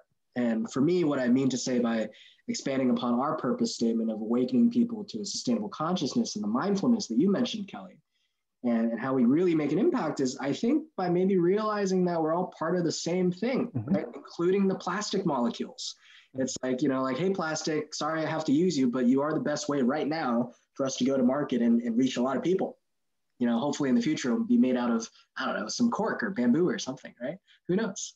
And to segue into the question now of what the local impact is as a student, when I was growing up and in high school, I thought I was going to be a big business, like hot shot, start all these awesome companies and get a law degree and an MBA, blah, blah, blah. I decided to not do that. And I started a garden in my high school instead. And I thought that was the most valuable thing I could do for my school and my community. So that's a little bit of my perspective. So Donovan's question was directed at Olivia and Hugh around, kind of how COVID has influenced your guys' learning and how you guys go about trying to make an impact in your local community and your college community. So either of you feel free to speak first to it. I can speak first, I guess. So interestingly enough, and I was thinking about this just a week or two ago, I think COVID has actually had a very positive impact for connecting me to the other students that I have classes with, and also to the larger community, especially in Baltimore City. And with the students, I think a big part of that is just there's so many more like group chats and stuff now with COVID to let students talk to one another. And in those group chats, we always have kind of like a place for side conversations where people talk about the interesting things they're doing or what they think is important. So I know there's one girl that I have a class with who mentioned that she's trying to get a farmer's market at UMBC, which would, not only help the students, but also kind of support more local agriculture. And I think that's important because in sustainability, we always have to think about both people and the environment, because that's, both are huge drivers in what we do. And on a broader perspective of things, because I do all of this mapping work and it's pretty much on the computer, that hasn't been affected too much by COVID-19, but I've been able to do a lot of interesting projects where I get to do mapping to point out, some issues in Baltimore. Like me and a couple other students made a web map where we tracked comorbidities and like proximity to incinerators and how that was affecting COVID cases within Baltimore City and Maryland as a whole. So yeah, for me, COVID has just really been a driver in connecting me to the larger community that I'm part of. Beautiful, thanks you. What about you, Olivia? Yeah, I definitely have mixed opinions because obviously this pandemic has been a disaster in many ways.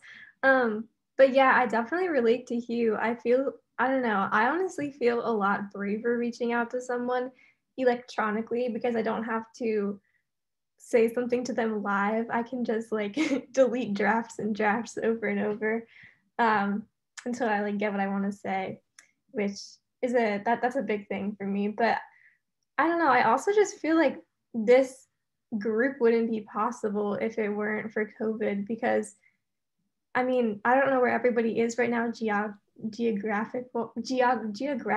that's what it is, where everyone is, but I feel like it's brought about this Zoom technology and made people aware that like, you can connect with people without being in person with them. I think that that's a gigantic improvement. And I think that Zoom meetings are something that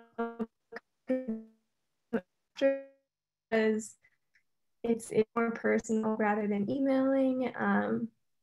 I just think that that's overall a great thing that's happened.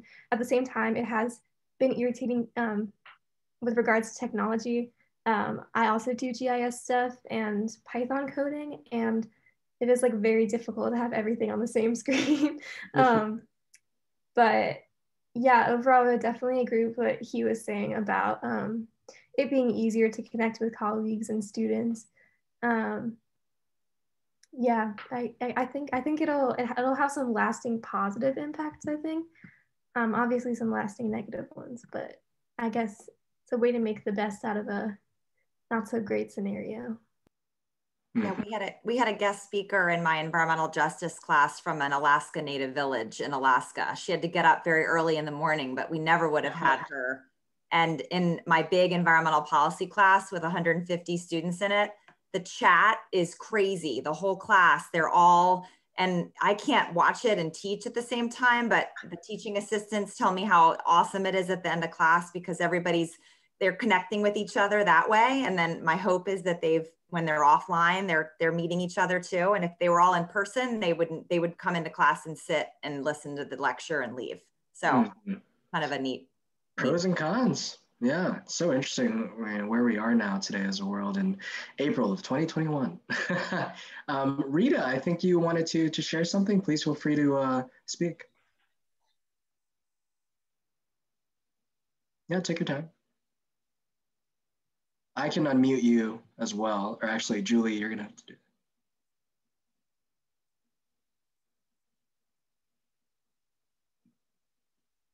Okay. There we go. Okay, can you hear me okay now? Okay, yeah. Yeah, I agree with the previous speaker with the paradigm2go.com and also the young woman who was speaking just now about the COVID issue and the influence. So I'll speak to that first. With the Biden administration, I wish they had like a portal like the Obama administration had where constituents could make suggestions and try to move this ball along here since we're at the 11th hour with trying to decarbonize. But, it's a polysystemic issue and it requires a multi-pronged approach. And the point about the COVID is it would be great if this could be the kickstart to keeping all of the companies, if we could figure out a way to legislate and mandate that any company that can keep their people telecommuting to reduce carbon footprint and take that into the future, that would be great. And my other point about legislation is, I think a czar is like a really bad term for somebody who's governing a department, but I would like to be the czar about packaging, the packaging industry, if there could be some legislation to mandate that all companies switch to something that's biodegradable or something that could be repurposed, or deal somehow with have an outlined strategy for post-consumer waste, that would be a wonderful like quantum leap if we could get everybody on the same packaging level. I'm not sure if the biodegradable packaging companies could handle all of the, I don't know. Well, that's the other thing. The government could subsidize this retrofit. You know, they're subsidizing Exxon at some ridiculous amounts of money. Let's figure out, yeah, let's print some money for these people who need to retrofit to get on the same page with packaging for the grocery industry. And also looking at the disruptive industries, there's a bus company now that is retrofitting their fleet of school buses from fossil fuel to electric to EV, and then they're going to have the electric to grid capacity, so that when there's a grid down, they could keep the schools running. If fleets can do that, then these car dealers with all these massive amounts of fossil fuel cars, gee, you know, that retrofitting capacity was on the decks like about 15 to 20 years ago. I had a book on how to retrofit my EV. I just didn't, I mean, my vehicle from gas to EV. And that was back when the lead acid batteries were around. That would have been a really heavy sucker. But anyway, now we need to engage that technology to really make a big, that's a huge paradigm shift. But I think getting government subsidy to the car industry, to the grocery industry, these people won't change on their own. I think, and I love the idea of trying to encourage companies to satisfy the ESG research that's underway now, but we need to hit them from a legislative angle where it's kind of a mandate, and if they don't do it by a certain time, they need to get a fine or something. Anyway, I think that's, let me see if I had anything else. The telecommuting, yeah. Yeah, that's it.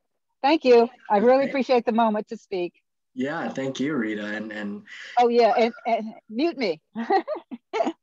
Oh, sure, yeah. Well, I was just gonna make a joke, I think. So that's gonna be all on you, Hugh and Olivia. It's up to you guys now. You're gonna have to fix all those problems. So we're at time, pretty much, everybody. I think Ben, wanted to share a few things that were relevant to help with some tools. We can collaborate on all these things. Just to kind of recap us. Wow, it's an amazing conversation with just, you guys are amazing. And some of the key things I think that came up is, and I love that saying that kicked this off, just grounded in the big picture. And Rita, all the things you're saying, like there's a lot of things we have to deal with in this big picture to really build that beautiful world we know is possible. And whether it's dealing with the ethics of running a business and building a new world from the dregs, the remainders of this old world we're trying to get out of, or trying to figure out how we can work with the right constituents and the right partners, political, for-profit, or otherwise. There's a lot of things we have on our plates to really figure out how we can, really grow as people personally, and really grow our organizations that are doing the right work here. And most of the time, it begins with getting the information, right?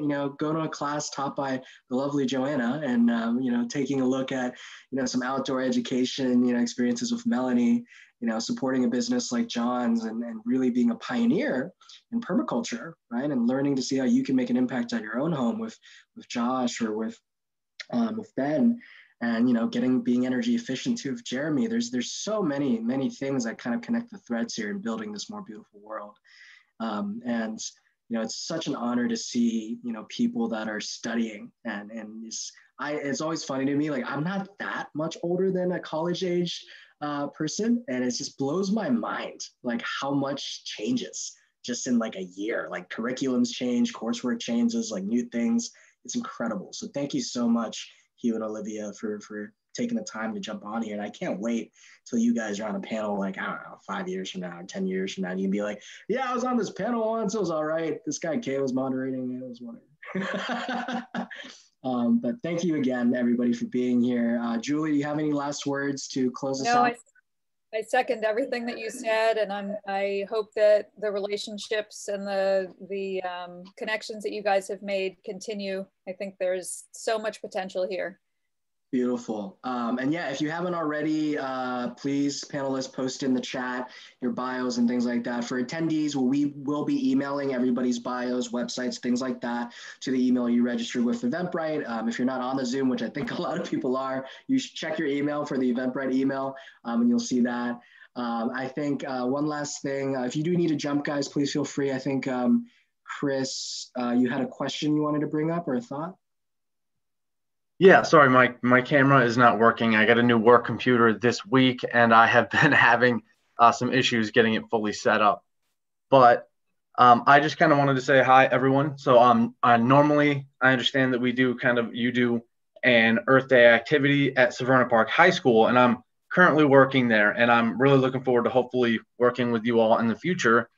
But I just kind of wanted to throw out that as far as the changing curriculum, I'm actually at Johns Hopkins for my master's degree in environmental planning and management. And that a lot of the newer courses that they've been adding over the next couple of years, or have been adding over the last 5, have really included a lot of, like, I just finished a design for sustainability. And I did a big project where one of the big things is they allowed you to get involved in your local community to whatever level you wanted to.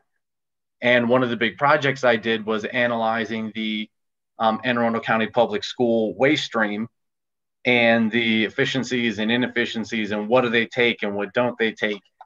And it was really interesting to see that kind of to add on to what Rita said, one of the big things that I noticed is that policies aren't really always the problem, that engineers are kind of the ones responsible and need to find a way to be able to take these products that are being made. The plastic bag isn't the problem, it's the system that is making that plastic bag. So how do we shift from needing to make them into, well, why do we make them when we don't need them anymore?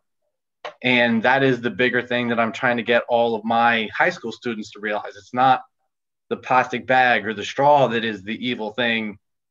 And it's not even that we're a capitalist country. It's that we're not approaching it from a, well, I'm planning on making this. How do I make sure that we avoid the long term?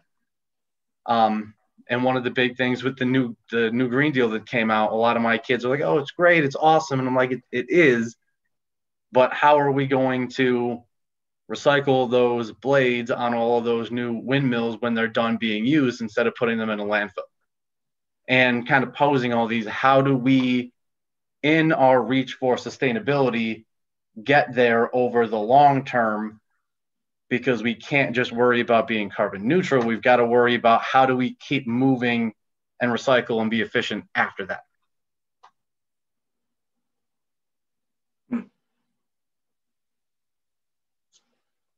Profound thoughts. There's a good silence there. I feel like somebody wants to respond to that. I got nothing, man. I do know that they're working on recyclable windmill blades or wind turbine blades. That's true. Yeah. Chris, I'm curious. Do you broach these conversations with your high school students? So it has been a ride for me in the last 5 years since I moved down here. I've changed school buildings. I'm working currently 3 jobs, taking my master's program part-time and working the summers. So I have not had much time to get involved in the community, which if anyone, I put my contact info in the chat, has internships or summer work or would love to come in and visit. I teach a digital electronics. So a big part of what I want to do each year is kind of touch on like electronic waste because of how relevant it happens to be with what I teach. And a big part of that is talking about, you know, engineering ethics and engineering morals, and how do we make good long-term decisions. And a lot of my students have them about, well, when our components do break every year, I go, well, what are we going to do with that? And they're like, throw it in the trash. And I'm like, does that belong in the trash? And we always kind of have a conversation at that point about, like, what do we do with our waste? And I'm hoping to make that more of what I do every year, but it has been kind of survival mode to get through my first 5 years of teaching and meet all the requirements to get my master's degree within the timeline of the county. And I'm working on getting more to that point. Mm-hmm. Gotcha. No, that's amazing, Chris. Thanks for doing the work you do and doing a lot of it at the same time. Anybody else have thoughts or questions from anybody at all? Feel free to offer any closing remarks, anything at all before you jump off as well. Thank you to Kay and Julie. And I know I think Chris Myers just dropped off, but I know she's helped with this a lot too. And I think maybe, is she traveling today? Maybe, Julie? Yes, she is. She was stuck in traffic, so she got to hold on a little while longer, but yeah. Well, thank you for this. And it was great to meet everybody that's still on, and hopefully we can make some connections. So yeah. Thank you. Thank you. Bye, Debbie. Thank you again. Joanna, Good to meet you all. it's good to see you. Thank you, everyone. This was really great. Yeah, thanks for jumping on, Debbie. Absolutely. Very interesting. I did leave the Retech Careers page and my personal email if anyone wants to contact me about other topics as well. Awesome. Yeah. Take care. Take care. Thank you. Bye. Thanks, Jeremy.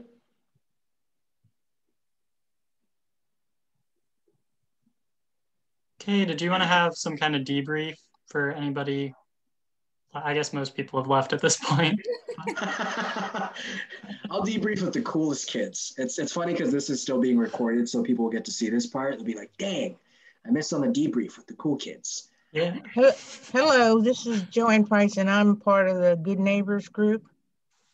I found this to be more interesting than having what we used to have over there at the high school, because you actually can see how people got from A to Z by doing one thing and finding something environmentally wrong with it, and then going into something to try to correct it.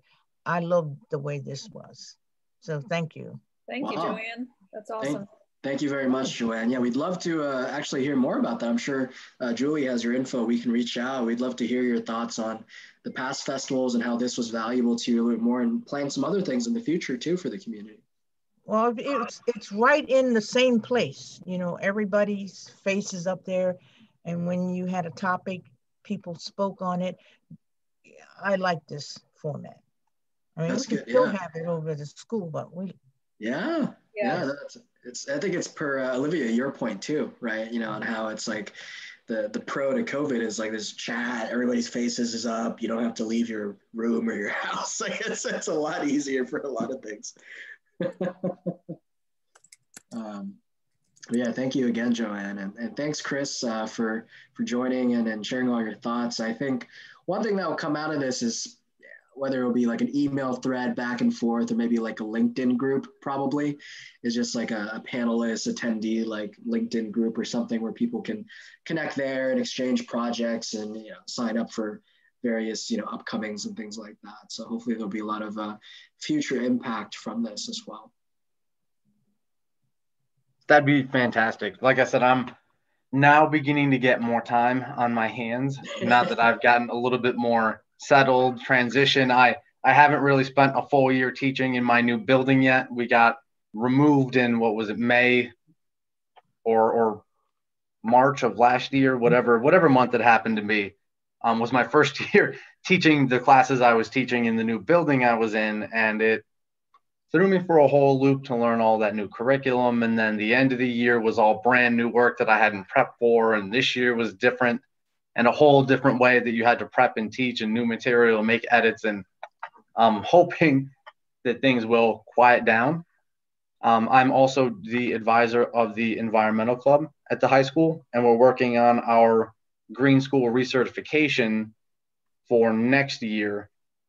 That is definitely, hopefully I'll get a little time over the summer to get that going and begin putting that all together. Wow. That's amazing. I thought I was busy. Wow. that's amazing, Chris. Thank you for doing all that. But yeah, no, we'll definitely have a group where we can help you out with a lot of those things you got going on. And so yeah, no, well, I'm going to head out now, guys. I don't know if you guys got anything else. I need to use the bathroom. Yeah, I just want to say real quick, Chris, if you ever, want somebody who's currently a student to talk to the high school students a little bit about what it's like getting into an environmental field, I'd love to come in and talk to the Green Club. I am also happy to do that. I used to be the president of Green Club at the high school. So like, yeah, just to piggyback on what Hugh said, I am also more than happy. I think it'd be cool to have like a few people too. He was probably a little bit more impressive. I would love to do that. Anyone that can kind of come in and speak. I have been trying to get more virtual things to happen. But with the way the year is going, I know you've all mentioned kind of that more people are getting involved at the collegiate level because it's easier to communicate. It kind of has been the opposite at the high school level. That they are like, I'm at home, I'm going to play video games all day. And it has been really hard to get them engaged. Like I'll do a whole lesson in my board in my room and I'm like, man, I'm killing it. And I ask a question to a specific kid and I just see them on their screen shake their head and go, I'm not talking today. I'm like, are you kidding me? But the Green Club has not been doing well with attendance. And I think that lately at the end of the year, it has been a struggle to get them engaged with the nice weather coming up. And they're all, many of them are upperclassmen. The freshmen have never been in the building. They don't have any connection. I'm hoping that next year we can really like get people in the building and have guest speakers and get more people to show up and be able to put on more events. But if you put your email and your contact info in the chat, I will definitely reach out when we're able to start doing all that again. Yeah, I think that I can tell you that I'm thrilled that you're there, and talking to Chris Myers about it, we're so delighted that you're there. And we'll do whatever to help with Green Club. And I think I posted in the chat, the green certification at the high school would also be of interest to us. So we're happy to help with any of that. So yeah, this is awesome. This is one of the things Julie and I were really hoping could come out of this, right? Just tangible, strong impact for the community. And one thing, it's kind of, I had a funny thought, like just thinking, like, just Olivia, you mentioning like you were the president of the Green Club. Things like this, it's like you realize like everybody in their small hometown or where they grew up, they were the president of their Green Club. Then they joined the panel. It's like, oh wait, everybody's president of the Green Club. It's like, it was kind of funny, but I say that to say that I was thinking back about when I was not really president of the Green Club. I was like an unofficial like president. But something that was really successful, this might help you, Chris, is that, and it's this idea, right? Getting folks like Hugh and Olivia who are, still in school coming and actually speaking peer-to-peer mentorship and engagement and things like that tend to be the most valuable thing by far. In fact, I think even Emily Frias, who's with CCAN, she mentioned how a lot of the buy-in, right, just for political stuff starts with these, peer-to-peer conversations, right? And that's why a big part of, my organization, Sustainable You, like we have an approach on the consciousness, the behavior, shift of people is because we've realized like that's the only way you can really start. And with students, particularly high schoolers, they're in that phase of life, right, where it's like their behavior has been preset, they've been changing, and they're trying to figure out how they should behave moving forward. And so it's like, you're all over the place. So you got your hands full. But if you provide, exemplary examples like Hugh and Olivia, who are amazing, right? There's more of a chance that they're more willing to listen to those next lessons potentially, right? So, and I think you know that. I just wanted to reiterate that. I think that's probably the most valuable thing in situations like this. So. Yeah, and at the building I'm at, I've been really kind of blessed with the people that I am working with, where they do incorporate a lot of like sustainability. We have an architecture course where a part of it is designing a green roof and designing buildings that have green areas outside, and the research on how that mentally helps people to have less stress and anxiety at work just by having a tree out of their window. Oh, yeah. Or natural lighting in the building. And they are so active and vocal and just really amazingly good at what they do that when I come to anybody with a, hey, I need help with this, look at my presentation and tell me what you think, they don't go from like, oh, I'll look over it real quick. And they're like, okay, it looks good. They'll sit down with me and go, here's my literal feedback, step by step. And here are the resources I have. And I end up getting more information than I could ever hope to give to my students.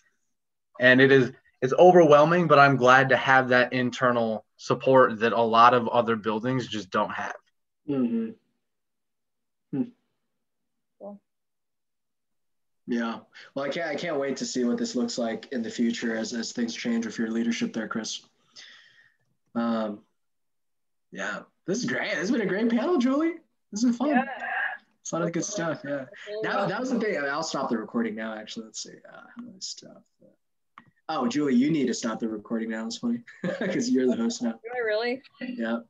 Okay.